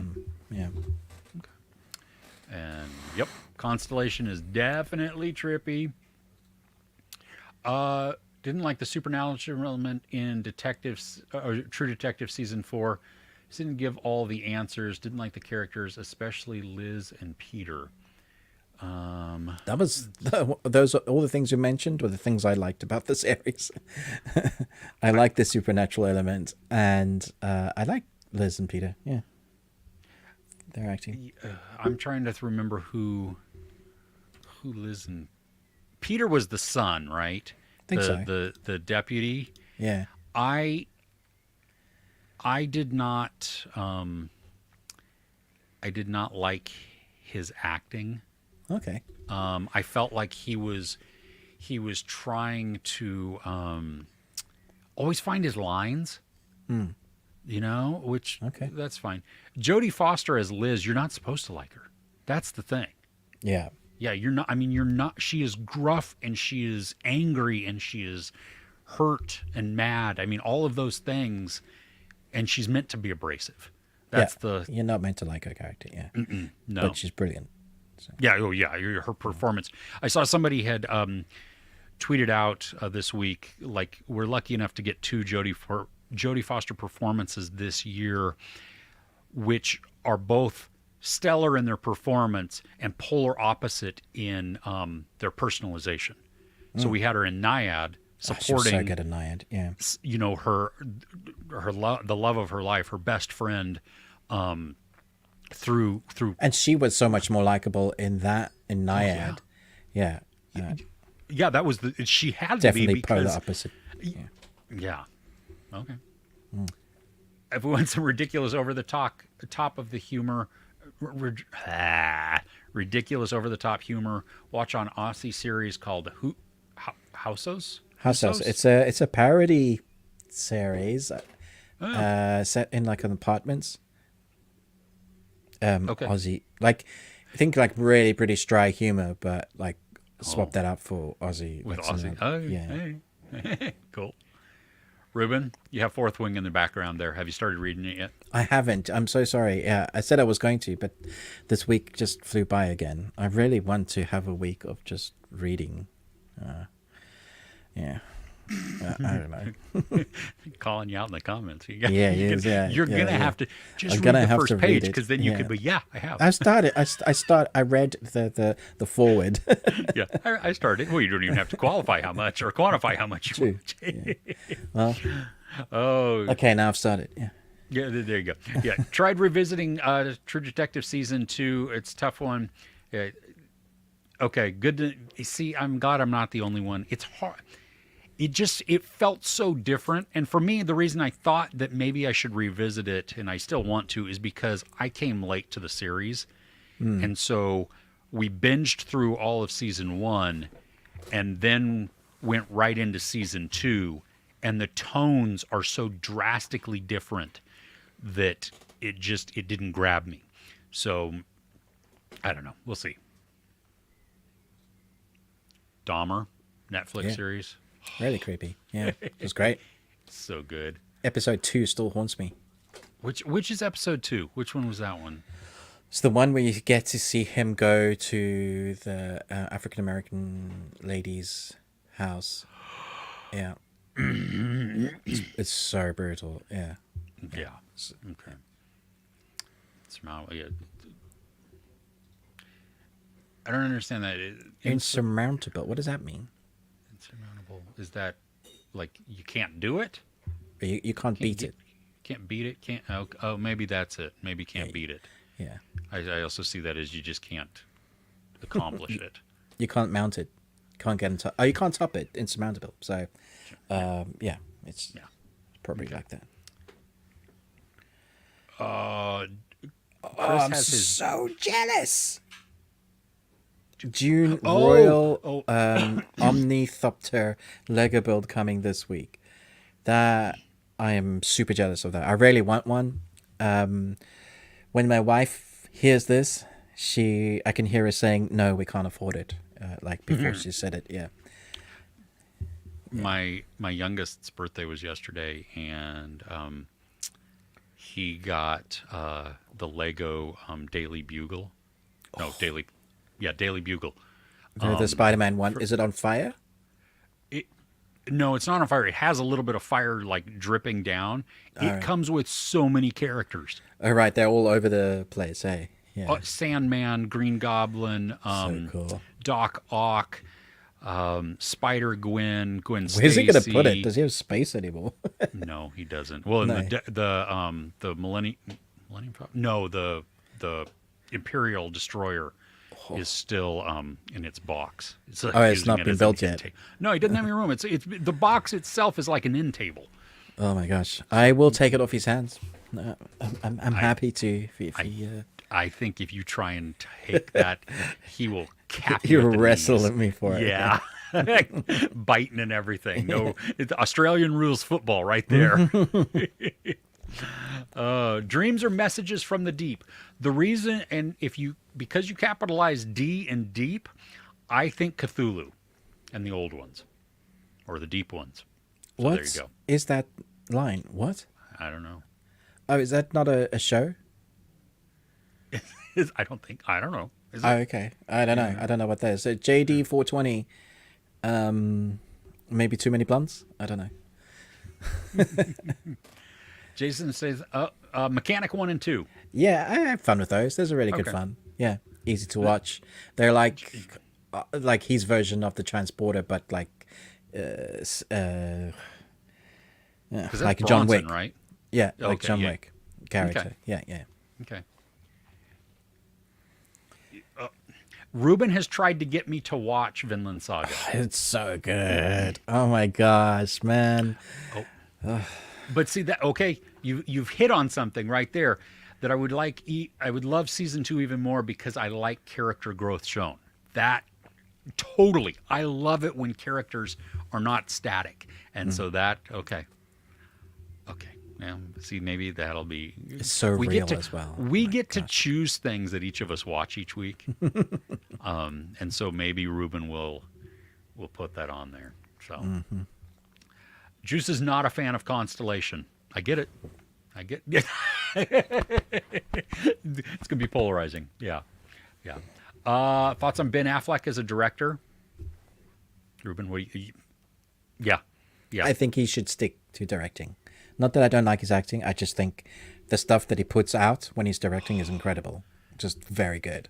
Yeah. He gets better and better. Yeah. That's no, the, he really does. Yeah. Ow. Did you see though the director's cut or the full version of the Dunkin' Donuts ad on No. YouTube? No. Dude, you got to watch that. Okay, it's like 4 minutes, and it is yes. Okay. It's everything you want. It's so good, so right. good. Okay. Okay. Crank. I've seen part of that, I think. How have you not watched Crank? This because some of the most creative directors in the industry, they filmed 1 and 2 on rollerblades for the action scenes to make it wow. very static. Like, it's one of the craziest fun. Literally, part 2 has like large horse penis in it. You gotta watch it. That's fun. I've seen some of part 1 because I saw him like he just keeps, going from thing to thing and having to Yeah. Is it Evan Peters and Dahmer? Is that what his name is? Yeah, I don't know. Yeah, him. Yeah, something. Yes, he was great. Quantum. I have not watched the remake of Quantum Leap. I can't quite bring myself to do it, if I'm fair. I have a nice place in my heart for the original, so I don't know. Yeah. Animated series of Avatar is an absolute must-watch, along with Legend of Korra. First time watching was a few years back, and loved the Guru episode that details chakras and energy flow. Yeah, it's very cool. I was surprised at how good Korra was because of how many years later it came out compared to Wenang, and it really fits into that universe perfectly. It's really fun. It's great. Nice. Oh my gosh, the justice part of the season finale of True Detective season 4. But it's just a story, right? So good. Hey Zed, how are you? Zed, did you know? Zed, I wanted to know why you named your character, your profile Zed, because I used to have a gaming tag profile that was Zed, and that was named after Zed's Dead baby from what's the movie? Babe? Pulp Fiction. Yeah, see. Like, who's Zed? Zed's dead. Zed's dead. So, is it your nickname, or did you also like Pulp Fiction as much as I did? Yeah. Outfit. That is from 2022. That's Mark Rylance, right? Is that the I've one? heard only good Maybe things.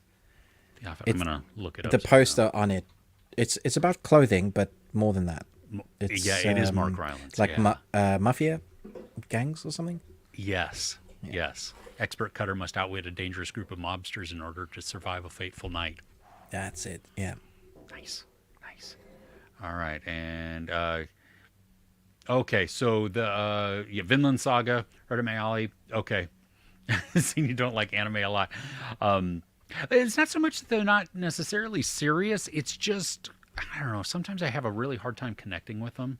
Yeah, no, that's fine. Yeah. For a person who doesn't have a soul, it's cool. It's fine. Okay. Wow. That. Okay. We'll build you an anime soul, don't you worry. Yeah. The more you watch, the more we'll create one. Yeah. Okay. Didn't like Merchant Man. Didn't like Zone of Interest at all. I can understand that. Well, and I could find it to be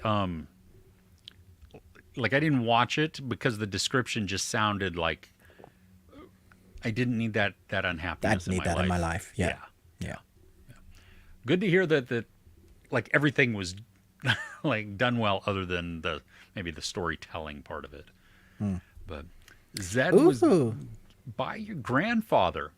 Persian word means stubborn. That's fantastic. I love that. Thank you for telling us. That's so good. Oh, and Zed did like Zone of Interest, so awesome. Again, one of these that is was a work of art. Okay. Polarizing. Yep. Yeah, it's totally polarizing. Yeah. Okay. You want to go? Do you have? Yeah, Do you have I actually have anime? one more movie I want to Oh, talk about. nice. Okay. This movie actually supposedly came out in 2022, but it's just come to cinemas and streaming like a couple of days here. It's called Monolith. It's a headstrong journalist whose investigative podcast uncovers a strange artifact, an alien conspiracy, and the lies of the heart of her own story. This is one of those, like Constellation, where you have to stick it out to the end to know what the hell is going on. It's also a very unique premise. It's totally indie. It stars, I'm trying to see her name, Lily Sullivan. I don't know that I know her from anywhere. Yeah, I'm looking her up. Really? Oh, she's She was in Evil Dead Rise. Okay, as Oh, Beth, was she the daughter? maybe. I don't know. Anyway, so she is the interview. It starts out basically she gets fired from her job. She's investigating. She has a big investigative. She's an investigative journalist. She does this amazing thing. She's going to take this guy down, but one of her sources, she didn't check properly, and because of that, it all falls apart, and she gets fired. So she ends up on this like supernatural podcast that she's going to be running and doing new episodes for, and this story about these black bricks falls into her lap, and as she starts investigating it, she starts piecing together how these black bricks are kind of all over the world with various stories attached to them with families. And for the most part, it's filmed in this one house, and we hear the audio interviews of people who she's calling up to do the investigation. And occasionally it will give us some footage of the person's house it's in, but mostly you don't see anybody else in this movie. It's very rare in the film to see anybody else but her. Until it's necessary. This film, when I say it was riveting from beginning to end, like that's an understatement. This had me hooked from the beginning. I started watching it during the day. My wife walked in just as I started watching it. She's like, I want to watch this with you. She just walks into the room, was like doing something, and then walked back out. And I was like, damn it. I had to wait. And then it was worth it. We watched it together. It's such a ride, but it's a puzzle piece that you're trying to guess like what's actually going on, but when the reveals start coming, you're like, oh my gosh, I bet it's this. And then it ends on one of those, does it mean this or does it mean this kind of thing. But either way, I thought the ending was fantastic. It goes from being a very interesting story, not knowing if any of the alien talk or whatever, like is it from, are these bricks government made, are they like extraterrestrial, or is it a big hoax? And then it ends up being a thriller-ish, horror-ish moments. It changes atmosphere so well, and the contained nature of the film doesn't detract from it, rather it elevates the story, which is so good. The way they do the podcast, the different people experiencing different things, and our main protagonist that holds that all together has some fantastic elements, how she draws the story together, and you're on that ride, that investigative journalist ride with her. One of my favorite stories, like it feels unique and fresh. I love this. I thought it was very, very good. Such a surprise. That's great to hear. I had not even heard of this. I looked it up on Rotten Tomatoes. This is the one where the critics liked it a lot more than the audience, even though the audience gave it 69%. The critics 86%. So the majority of people are liking it. This sounds like right up my alley. Man, I'd give this a solid 4.5 Nicolas Cage out of 5. Yeah. Really? I can't. It's one of those films I can't wait to watch with other people, to see their experiences of like as things start unraveling, to see whether they got it, and then how they, when the ending comes, you're like, oh. So much fun. Yeah. Okay. Nice. Lily Sullivan, I was wrong. She's not the daughter. She's the sister in Evil Dead Rise. Okay. Yeah. She's the one, our final girl there, sort of. Yeah. Okay. Cool. Did you have anime? I have an animation, not anime, but I have an animation series that I watched the first episode of just to kind of put it in the highlight of everybody's world. Chris, you mentioned this to me, and then I got the screeners, and then I didn't have time to watch it, so I watched the first episode this morning just so I could talk about it. The second best hospital in the galaxy, the one that just dropped on Amazon. Uh-huh. This series is mental. It's bonkers. Basically, two alien doctors are are they have to. How the hell do you describe this damn series? Okay, so two alien humanoid-looking female doctors. They're not human, but they're humanoid-looking. They operate on different species. Everything you think you know of things that are weird from animations, from Rick and Morty, all of that, just chuck that out of the wall. Just put that to one side. This has a new way of taking animation of creative craziness and doubling down on it. Like, it's not okay. This is a prime example. They're operating on this female human, and they're like, we're gonna lose her, and they making up all this goo through this different things, and they operate and they need to get something, and then they're like, quickly, and she's flatlining, and the heartbeat stops, and then they inject her, and then you think, oh crap, they lost her, and then out from her chest explodes this big alien with like lots of tentacles and eyes and red big alien. Like, shoo, we saved her. And then so they weren't trying to save the human; they were trying to save the alien inside. Yeah, and that is the sort of humor you can expect to get in throughout this. So if that is your cup of tea, you're going to love this. Like, every time I thought I know where this is going. Like, oh no, I didn't. That thing is food for that thing. Oh, okay, it's as alien as you can get, and I love the fact that they double down into the alienness of it, because one of the my son's pet peeves is just why when aliens are represented, are they always kind of like human.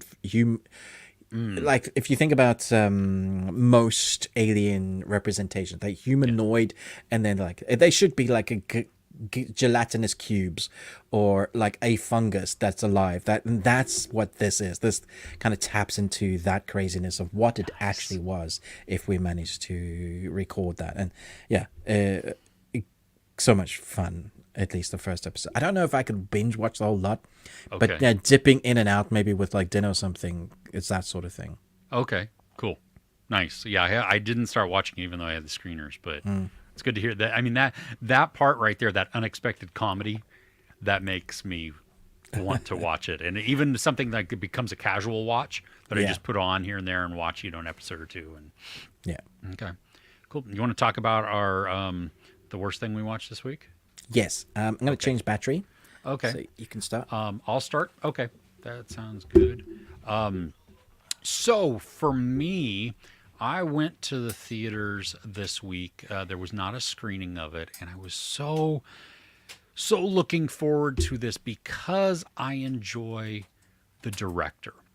Both director and his brother have been a writing and directing duo for quite some time, and now they have decided to go separate ways and do their own individual projects, which is kind of having, I don't know, hit and miss, success there. But I went and saw Drive Away Dolls, and this is co-written by Ethan Coen, directed by Ethan Coen. Ruben, I'm talking Drive Away Dolls. Oh yeah, okay. So it from the trailer, it's a comedy heist caper type of thing. Road trip a little bit in there. It takes place in the late 90s. So the aesthetics work, and the reason you need it to be placed in the late 90s because smartphones were not really, well, I don't even know if they were a thing. Apple didn't come out with that until what, 2003, 2004, the iPhone.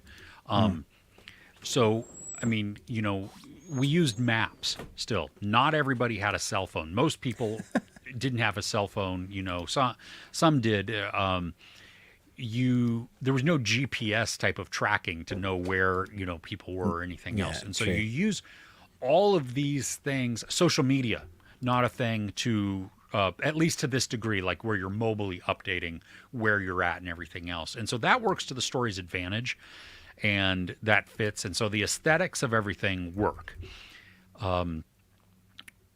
The story itself is fine.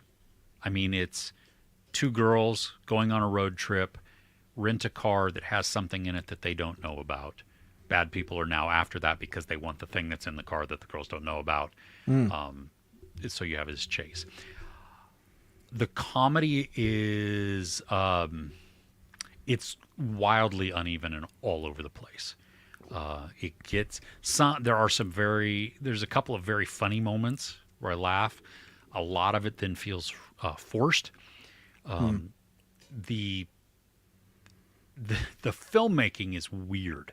Like the editing is strange. Like, and they use weird angles sometimes. Like a lot of the time we're getting just regular shots of either straight on or sides, or like a wide shot or a medium wide shot where a character will move in the scene and stuff like that. But then sometimes the camera will twist, or it will be some kind of like really bizarre Dutch angle, and why? Did you know what you were trying to do here? Why did you choose that in just this spot? Because you didn't really use it anywhere else. I would never use a Dutch angle in any creative films. I hate Dutch angles. Well, yeah, this one, it just, not many of them. There are transitional scenes. I'm going to call them that. I think there's 4, maybe 5. The last one is used to explain what's going on, and it works. It's like a 70s type of, or late 60s, early 70s, very psychedelic. So colors all flowing through, and weird music, and silhouettes of bodies and things that are doing, sometimes you can tell what it is, sometimes you can't. Well, there's several of them interspersed throughout the movie leading up to, but they don't have any context to each other. Other than the style, and then they tie to the explanation only in the style. Otherwise, it serves zero purpose. I mean, it's stupid and it's annoying. It's like me, if I was making a movie and then all of a sudden I switched to a scene of me just sweeping a driveway. Why? Because at the end, I get in the car, then I drive away. That makes no, that's kind of like what it is. Okay. The Pedro Pascal is in this as a cameo. He knows what Matt he's Damon supposed. and Pedro Pascal are on it like they're in the movie. Are they both? Matt Damon's in it more, Okay. but still not a lot. Pedro Pascal is barely in it. Wow. They're like in the poster and everything. Oh yeah, no, I know, yeah. Well, Pedro Pascal, I mean, he, like, with abandon, he dives into his character. Okay. We don't get much of him, but it's great when we do get of it. Yeah. Okay. Yeah. Margaret Qualley is, I said this because it instantly reminded me of George Clooney's character of Everett McGill from Oh Brother, Where Art Thou? Another Coen Brothers movie. She is like him. She has a drawl. She's kind of a know-it-all, and she never stops talking.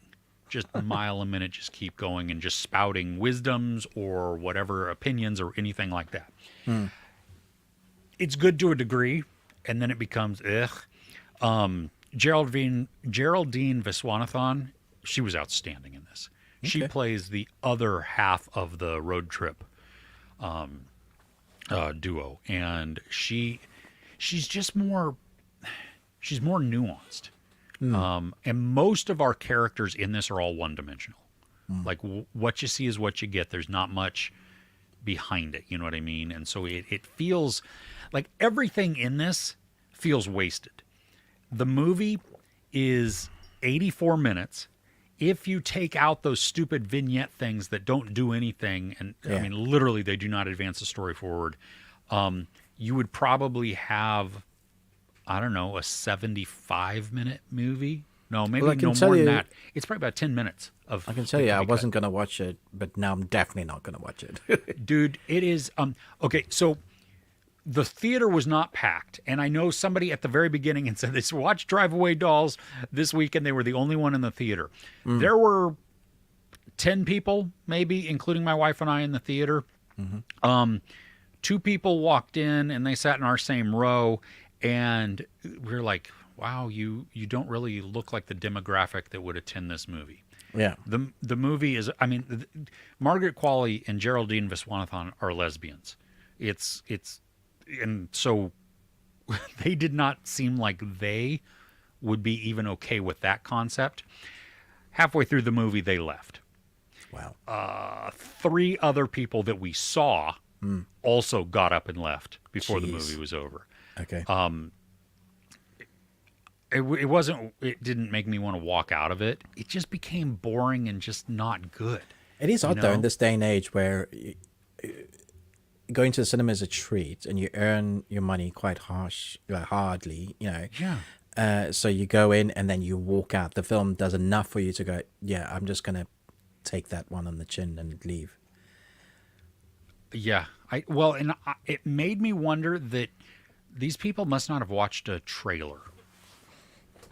You know? Yeah. Because some of the trailers, it kind of lets you know what it is, and it looks very quirky and you know, humorous, and there are those moments, but they play jokes too long. They do things that just aren't funny, and the one-dimensional type of thing that also just, you know. So yeah.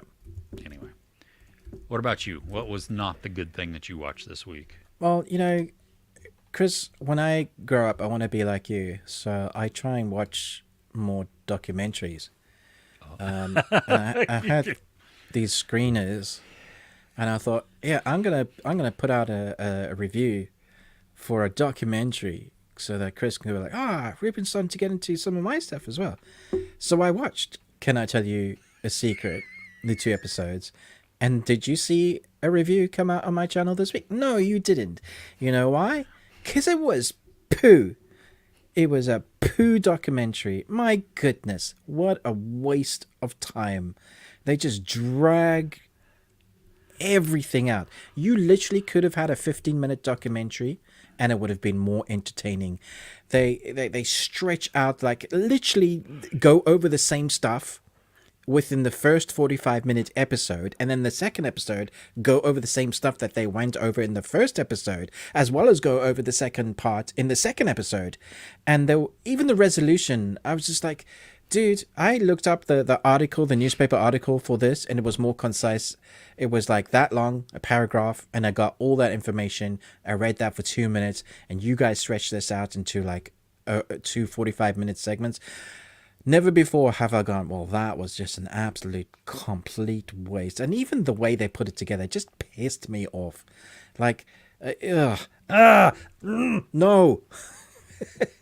Just, it almost put me to sleep.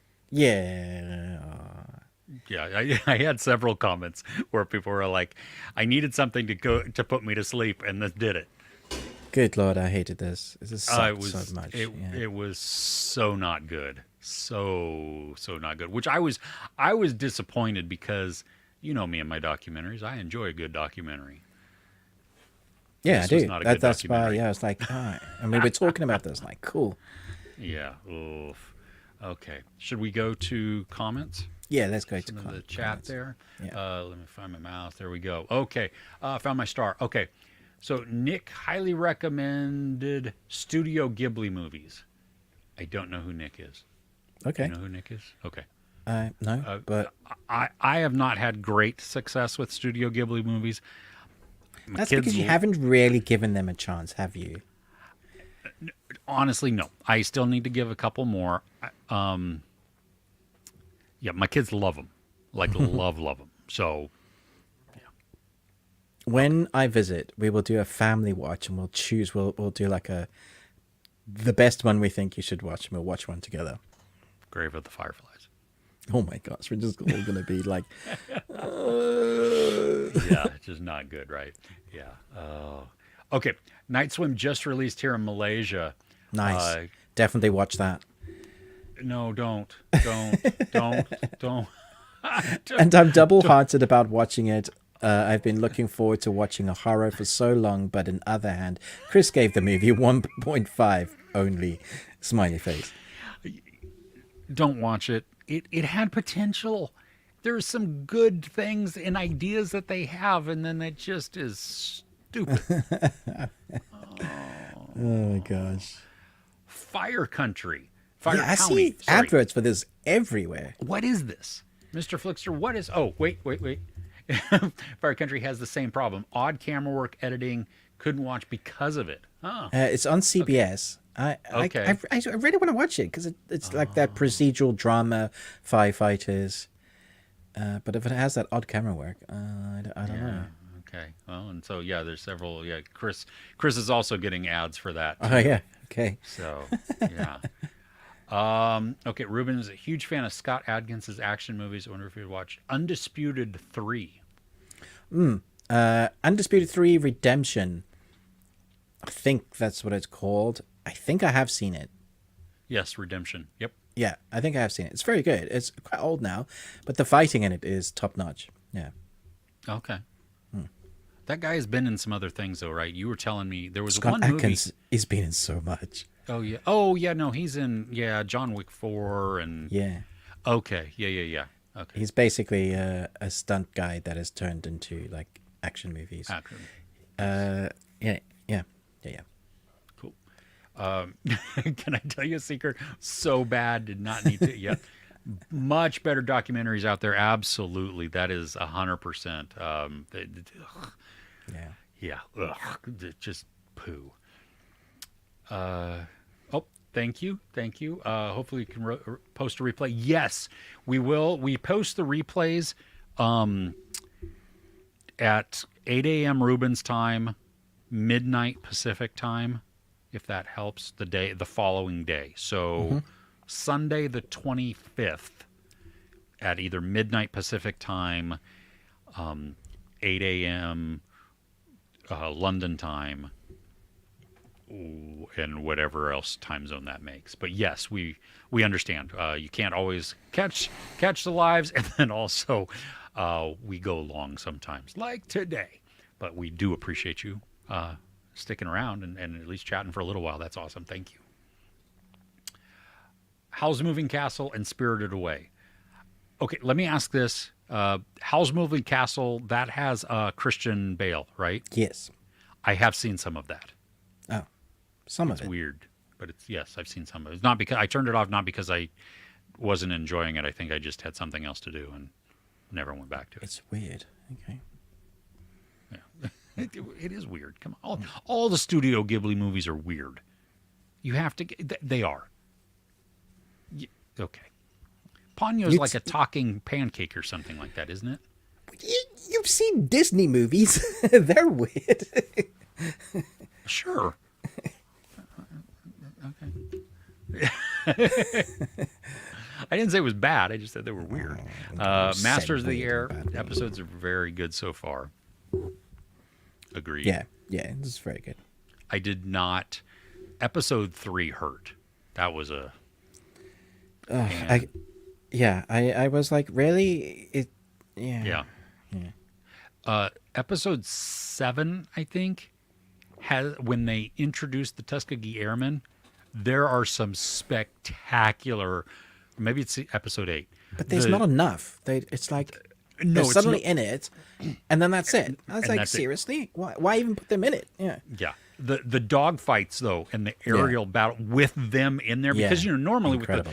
with the flying The fortresses, bombers, they're just they can only do that, and then they just get hit. flares and, yeah. yeah. But holy crap, yeah. Very cool. There you go. Tell us a genre and we'll recommend a movie this week for you. Oh, good Lord. Oh, good That could be Lord. dangerous. Genre. Sci-fi horror. Love it. Sci-fi horror. Yeah. Okay. Okay. Uncle was a firefighter. Yeah, my brother's a firefighter too. File County, over the top, ridiculous, and dumbed down. Nice. Yeah. Well, that's the other thing. Okay, going back, going to Madam Web, which I Yeah. know it's going to make sense in just a second, this tie here. But paramedics do not run. Yeah. Okay. They if you ever watch them, it doesn't even matter if somebody is having a heart attack inside the house, they're walking slowly and calmly. Why? Because they don't want to drop their tools, they don't want to slip and fall. They need to keep their own heart rates down, cool, calm, controlled when they walk into a chaotic situation. So, yeah, there you go. You know, the character of Madam Web, where she chose to become a paramedic. For someone that doesn't like people, that's a weird job It's a weird career job. to So go into. to work with people. Yeah. Right. Yeah. It's such a like. I don't think the writing works for that because that doesn't make sense. Yeah. The writing didn't work for a Your lot people of it, is so. your job is saving people all the time. You have to Yes. love people. Yeah. Okay. Ruben, did Yeah. you get a chance to watch our movie this week? Yes, I did. So excited. Okay. Ruben had never seen 2016's The Autopsy of Jane Doe. This is a close quarters, contained, for the most part, horror mystery that stars Emile Hirsch and Brian Cox and a naked corpse. Ruben, what did you think? I'm starting to understand what type of horrors you like, Chris.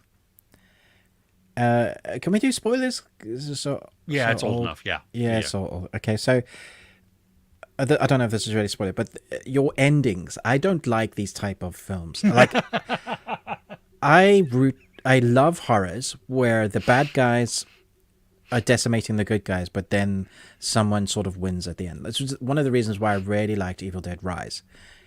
Decimated, but there was. Do you not remember the ending of Evil Dead Rise? She survives. She gets out. Maybe I don't. Maybe No, and then she drives to the cabin at the lake with her friends and eats her friend's neck. Yeah, I guess I didn't remember that. Okay, go ahead. It's okay. Go Anyway, like The Thing, like Aliens, like all of that. They all survive. You want the bad thing in the end to be lose, vanquished. kick it Okay. out of the airlock, right? Okay. So you didn't like the end of Hereditary either. No, I didn't. Hell. Yeah, and I didn't like this because I felt like they'd earned the happy ending. Like they could have been. I felt like they'd put something to rest. It was appeased, and then it was just like, "F you." No, you haven't. However, I thought the actual film itself was brilliant. I really enjoyed like 99% of it until that last 1%. I was like, oh, really? Seriously? The mystery around the corpse, and then the stuff that stops happening. Like, there's so many times the characters do stuff in this film that are like, don't do that. Do not do that. And the fact that it takes them so long to believe, even after stuff has gone horribly wrong. It's the contained nature of this film that I think works really well. And it's so brutal. Like, a lot of films will take its time at killing a character, or like, this film will just be like, la la la la, dead.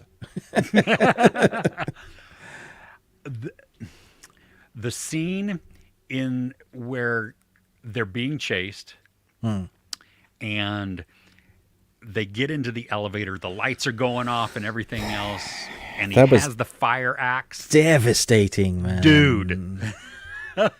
because I really liked them as a couple as well. I thought they were gonna, yeah, and the fact that, like that I guess the entity was making them see stuff that wasn't there, and I was like, well, then I was hoping that that person wasn't dead, and because it might have not been real because they were seeing. You can't trust what you're seeing, sort of thing. But it was, and it sucked. The visceral details are grotesque. Like when Brian Cox as the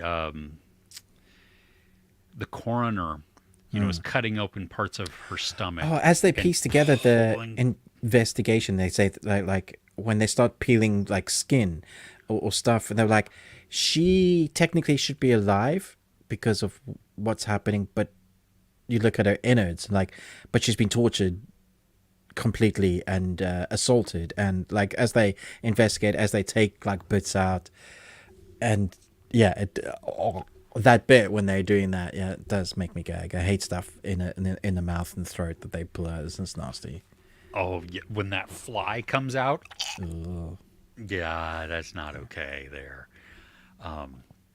Yeah. So what would you give this as a rating?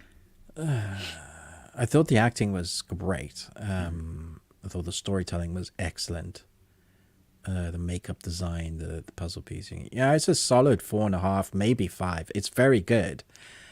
But I don't like the ending. Like, that's just my personal, like, God damn it, I hate that. But it's a very good film. Yeah. Yeah, it's a hopeless ending. That's that's like several of these types of movies. Yeah, and I don't. That's how I feel about The Mist. Like I love that film, but damn it. It's yeah. Oh, okay. Well, I'm curious. Have you all seen The Autopsy of Jane Doe? Would you watch it again, Ruben? Probably, because Kirsten hasn't watched it, so I'll put her okay. through it and see what she thinks. Yeah. Nice. Yeah, we watched it again yesterday. My wife and I sat down because sometimes the movies that you and I watch together, she's like, no, you go ahead. This one, she's like, ooh, yes, let's watch it together. I'm like, sweet, okay. And did Sherry like it? Oh yeah, she's seen it before. Okay. Yeah, and I mean, it was funny though because it's been, I don't know, it's been several years since we've seen it, like a couple of years, and so we. Like even the opening scene inside the house, I didn't totally remember. So that was nice because it sets up the mystery right from the start, and Okay. Cool. Should we? What do you want to do now? We're drastically over. Should we? That's all right. Do you want to do more? We'll go back to chat and then we'll finish up with entertainment news and the stuff. And okay. Yeah. Okay, let me write down the time code really fast here. And okay, going back. Okay, so we had said sci-fi horror. They're going to recommend a movie to us. We've got some recommendations here. We've got Annihilation. Have you seen that before, Chris? Yes, saw it in the theater. Did not enjoy it when I saw it, but I want to watch it again with a different perspective. Okay. Yeah. In the Earth. Is this? Don't think I've heard of that. I think. Oh, yeah. I saw this one on Sundance. Ben Wheatley's film. I liked it. I loved the sound design. I thought that was outstanding and weird. The movie as a whole was just kind of okay for me. I do like Joel Fry though, and the movie itself is messed up. So that's also nice. That's also nice. Yeah. Let's see. Mr. Flickster, I love Autopsy of Jane Doe. Very dark. Yeah, atmospheric. Yeah, it is beautifully shot, too. Sci-fi horror, The Beast. Coming out later this year, I guess. I like Lea Seydoux and George McKay. Have you heard of this one, Ruben? I think I've heard of it. I thought that was 2023, but okay. Well, it hit in like some of the Oh, festivals. it was festivals. Yeah. Yeah, like TIFF and New York Film Festival.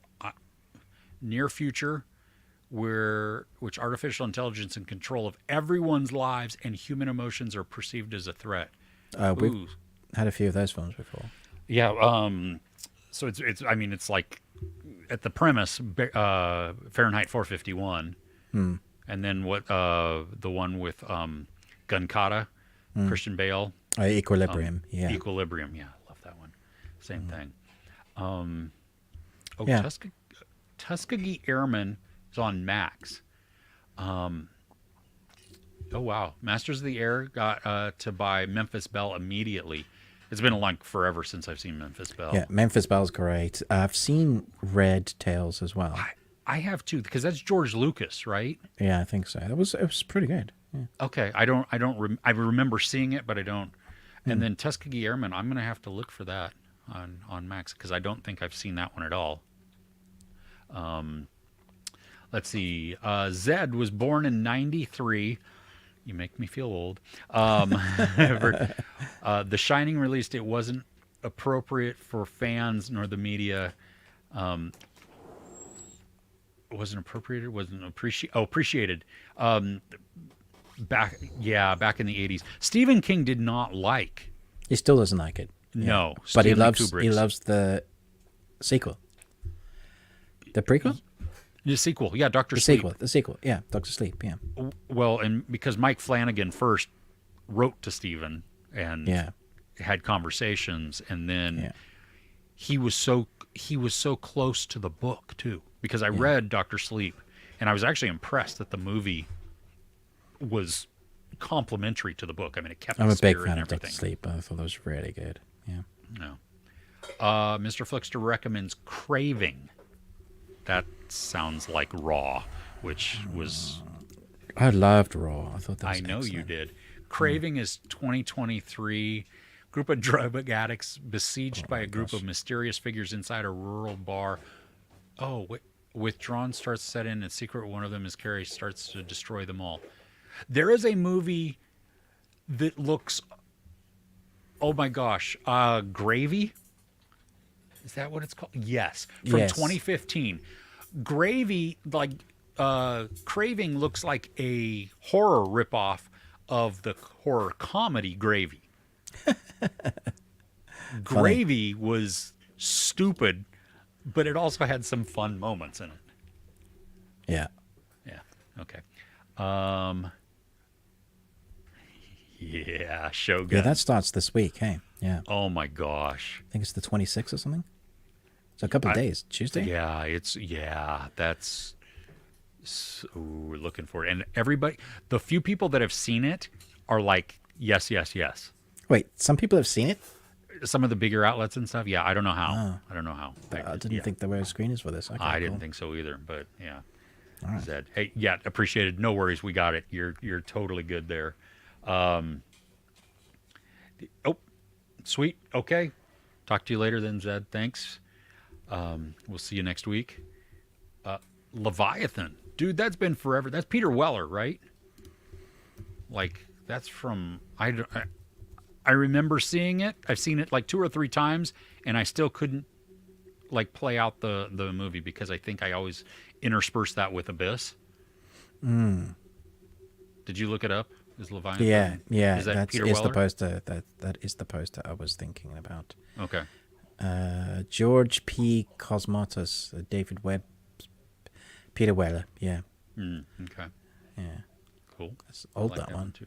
Yeah. Thanks, Lazarus. We appreciate it.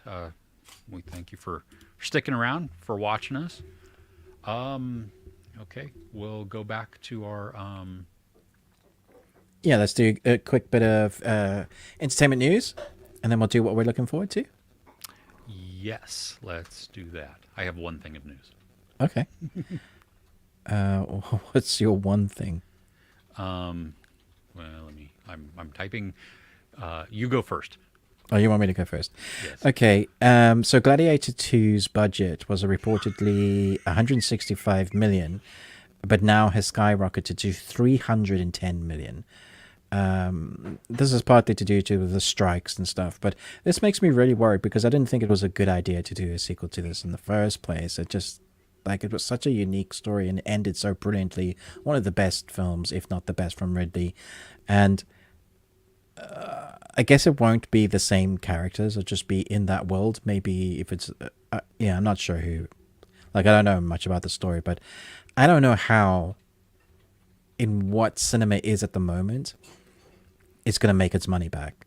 Like, No, no. Well, Yeah. what are they? What are they doing? what are they making? How is this That- 310 million? Yeah, because that is. I mean, you're going into like superhero territory, right? Yeah, yeah. I mean, these are like. I mean, maybe the CGI or the maybe he built a coliseum or something. I don't know. Yeah. Wow. My news we've already touched on a little bit, but True Detective renewed for season 5 at HBO. Oh, nice. Okay. Issa Lopez, who was the creator of Night Country, she Yeah. gets to helmet under her new deal with HBO. Oh, wow. That's like so you- cool. Yeah, and like you said, season 4 is the most watched installment of True Detective with 12.7 million cross-platform viewers. So both on Jeez. streaming and on Yeah. So obviously doing well. Yeah. yeah. More Avatar news. Avatar: The Last Airbender. Oh, yeah. London news, not the Blue Smurfs. There's an animated film coming in October 2025, and the story will be a continuing of the original series, but instead follow Aang, Katara, Ahsoka, Zuko, and Toph in their late 20s, early 30s. So it's Avatar: The Last Airbender, the college years. Yeah, basically, they've moved up. Friends. It's Friends. Did you know Roku, the Roku channel? Did you Yes. know they did originals as well? Yeah, 'cause they did the Weird Al Yankovic story. Yeah, yeah. So, the Spiderwick Chronicles. Saw this. I was like, what? And it's Christian Slater. So, and he's done well with like Robot. What was that series called? Mr. Robot. In Mr. Robot. I mean, he was like growing up in the 80s, 90s, fantastic. Yeah. But now he's doing great TV, which is awesome. But like not a series that I thought Roku would like suddenly buy. It's a fairly big franchise and well-known title. So it comes out April 19th. Okay. Yeah. Have you got any more news? Is that I have no more news. Okay, cool. Ballerina has now been pushed back a whole year to the summer of 2025, and the Crow now swoops into the release date in June 2024. Like both of that bit of news, I was just like, I don't like any of that. Yeah, yeah. But neither of those. Yeah. Buddy. You Yeah. can't see it. My dog he's come to visit me. Hi. Yes, just a minute. We'll be done. Okay. Oh, you can see paws at the. Just like scratching at you. Okay. So do you remember they carried on Buffy through the new audiobook called Slayers that came out recently, and it's done really well. It had most of the original cast back to reprise their voice roles for the actors. Yeah, so it did really well. But Christopher Golden has said that he's hugely disappointed to share that despite its enormous success, Disney have refused to allow Audible to proceed with future seasons of Slayers, a Buffyverse story. I can only imagine that the reason for that is that they're wanting to reboot Buffy from the beginning, and so they didn't want there to be another world. Which is the audio is this kind of separate universe, and you would think Yeah. that like while they're rebooting, getting more money would work, but I Well, and guess that's you think it's a different audience too. Mm. You know, I mean, for the most part. I don't know. Huh. Okay. Sony Pictures Home Entertainment is going to be taking over all physical media product for Disney going forward. I don't understand that comment. Yeah, it's bonkers. Okay. Well, that's also like when Warner Brothers came out yesterday or 2 days ago, something about how they were the only um, platform dedicated to storytelling. And everybody's like, you're the ones who deleted 3 unreleased finished movies. Yeah, well, let's add a fourth one to that, maybe. Because Stephen King tweeted this week. He says he has no idea why Warner Brothers is holding back his latest horror adaptation of Salem's Lot. Wow. Yeah. Wow. I don't know what's going on over at Warner Brothers. It's weird, right? Yeah, they put out some great stuff. Like Tokyo Vice is through Warner Brothers, because it's Warner Media or Warner Brothers Discovery under, with Max. But I don't know. Anyway, that is all of my news. Let's talk about what we're looking forward to coming this week. Okay. You want to go first? While I find the time code here. Okay, sure. So coming this week, what have we got? I always look at the Netflix stuff. So, Chris, have you seen the first part? It's called Code 8, starring the Annells. I have not, but I have the screener for part 2, so I need to watch part 1. Oh, you suck. Okay. I've heard it's good, though. Yeah, I loved it. It's fantastic. I can't wait. I didn't know that part 1 was a Netflix original. Maybe it wasn't. But when I watched it, I was like, this is way better than I expected it to be. So I don't know that I would ever have watched it at the cinema, but for TV movie, it's fantastic. Really good. I love Stephen Amell. He was great in all of the Arrow. I loved him in the wrestling series that he did, which I thought was fantastic. And then Robbie Amell, obviously, we love him in Uploaded. Is it Upload? Upload. Yeah. And then as brothers acting in the sci-fi, I think it's going to be great. So that comes out on Wednesday. So that's pretty damn soon. Spaceman. I think that comes out this Friday. Like they've been doing I've seen almost nothing about like promoting this, and this is like Adam Sandler's like sci-fi drama based on a book. Yeah. Mind-bending cerebral psychology, wow, I'm just mixing all the words together. Psychological. I'm really surprised that this hasn't had more. Yeah. What you got? On Tuesday on Netflix, the 27th, there is a documentary coming out, and I am so excited purely based on the name. Okay. American Conspiracy, The Octopus Murders. What?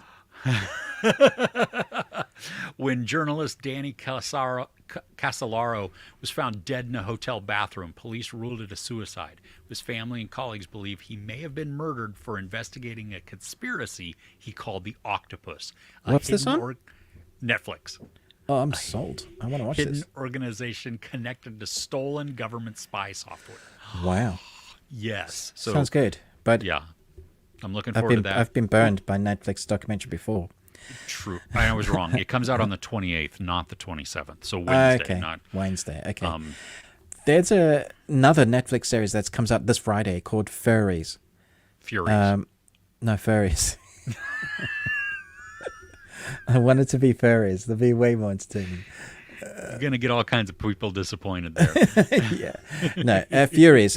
We had a film called Furies, so don't get mixed up with that. Although this is also action, so it's a French drama action adventure series, which looks fun. So it could be good. Could be standard. Yeah, but who knows? It looks like it could be fun. Did you? I don't know if you've ever watched it, but on Netflix also there was this Polish series, and we've had 2 seasons of it so far. The Mire 97. I saw the first season, I think. Okay. Yeah. I enjoyed the second season even more than the first. Okay. Well, season 3, The Mire Millennium, comes out on the 28th, and I am really excited for this. The same detective, different stories, right? Yeah. Yes. I think that's how it works. The first one was like in the late 80s, if I want to say right, somewhere around there. It was really good. It was atmospheric as heck. Oh yeah, and then it goes back into 78, so you get a different. Was there supernatural stuff in this? there was something in the forest. Yeah. That was. Yeah, that's what I remembered. Yeah. Yeah, they didn't. that was cool. They don't really revisit that in season 2, to the best Weird. of my knowledge. Okay. What I remember. So. Cool. All right. There's a film coming out on Netflix again on Friday called My Name is Lo Kawan. Kawan. It's a Korean drama romantic film, but actually it looks really good. So far, as far as I can see, like in the comments when the trailer came up, a lot of people were looking forward to this one. So fingers crossed, it's good. Cool. There is a an indie film, sort of, I guess. It's definitely art house. Comes out on Friday the 1st. Okay. I've already watched it. It's another Polish film, and it's a drama called The Peasants. Oh. And it takes place in like the early 1900s, I think. Or the late 1800s. Anyway, so it's a drama and it's acted, and then it's oil painted animation. Okay.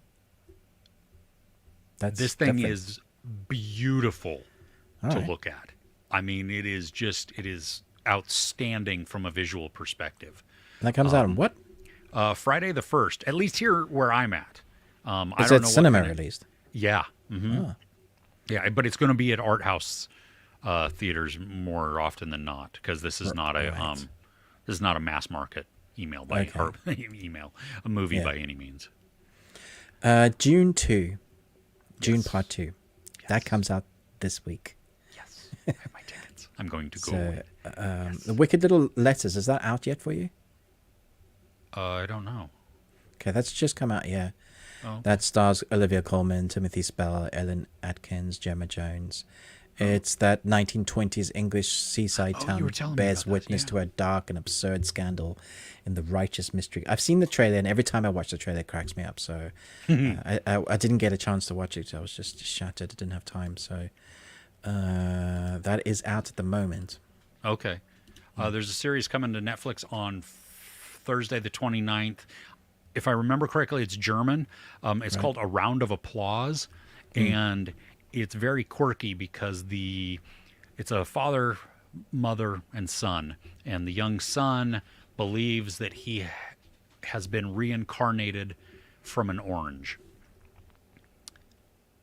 Okay. So kind of like Chicken Yeah. Nugget coming up Yeah. later. Yeah. Seems to be a theme now. We're going inanimate objects ever since we had Everything Everywhere Do the Stones. Exactly. Yes. Yes. With googly eyes. Yeah. Okay. Reina Roja, or Red Queen, is coming Yeah. to Prime this week on I don't know Thursday. what that is.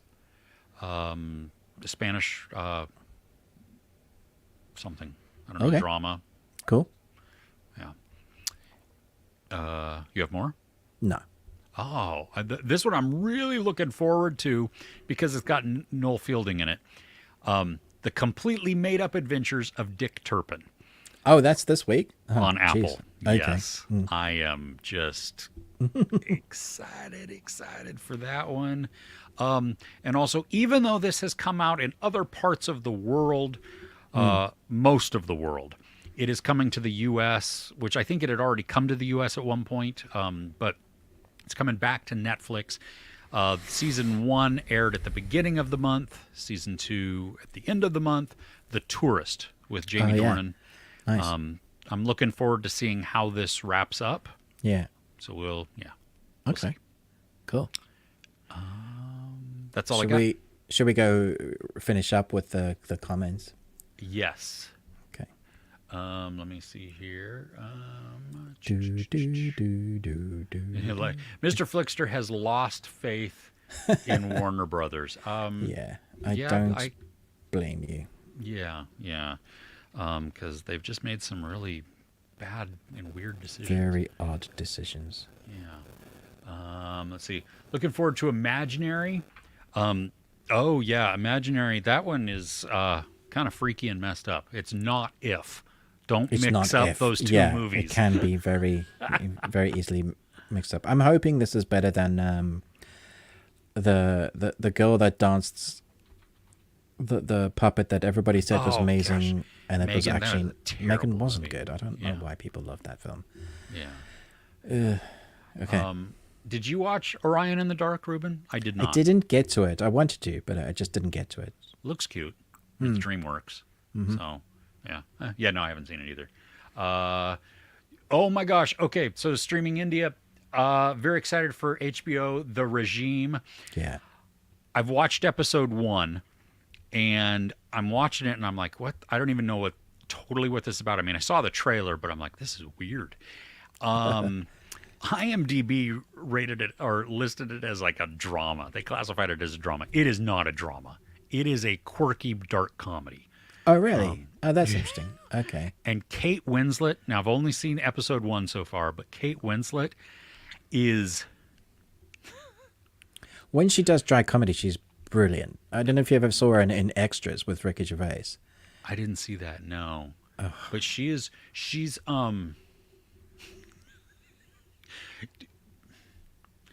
really good to watch. Okay. All right. We'll leave it All there. right. I'm looking forward to that. Nice. Yeah. Yeah. House of the Dragon season 2. Yeah. Yeah, will we get more Game of Thrones spin-offs? We're meant to have 8 different ones, but they're slowly being killed off, I think. So I'd be surprised. Oh, did you see that tweet though that came out this week also that Game of Thrones, the showrunners had said that the last season was meant to be 3 movies, and then apparently within that, an executive in Warner Brothers asked if they could film it so that it could be viewed on a phone. I'm sorry. What the actual F? Yeah, yeah. That was that person was helping to run a. Yeah, yeah. Okay. Okay. So Paul Whitaker. Oh, have you seen the Peasant yet? I don't know where it's out and where it's not out, but I did not see Loving Vincent, but yeah, the hand painting oils is, and there's at the very end of the film, while the credits are rolling, there's a couple of scenes where you get to watch them actually doing it. Whoa, mind blowing. I don't know how they did it. Yeah. Amazing.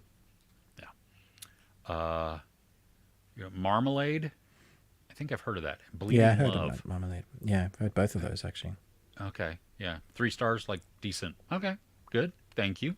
Alien Romulus.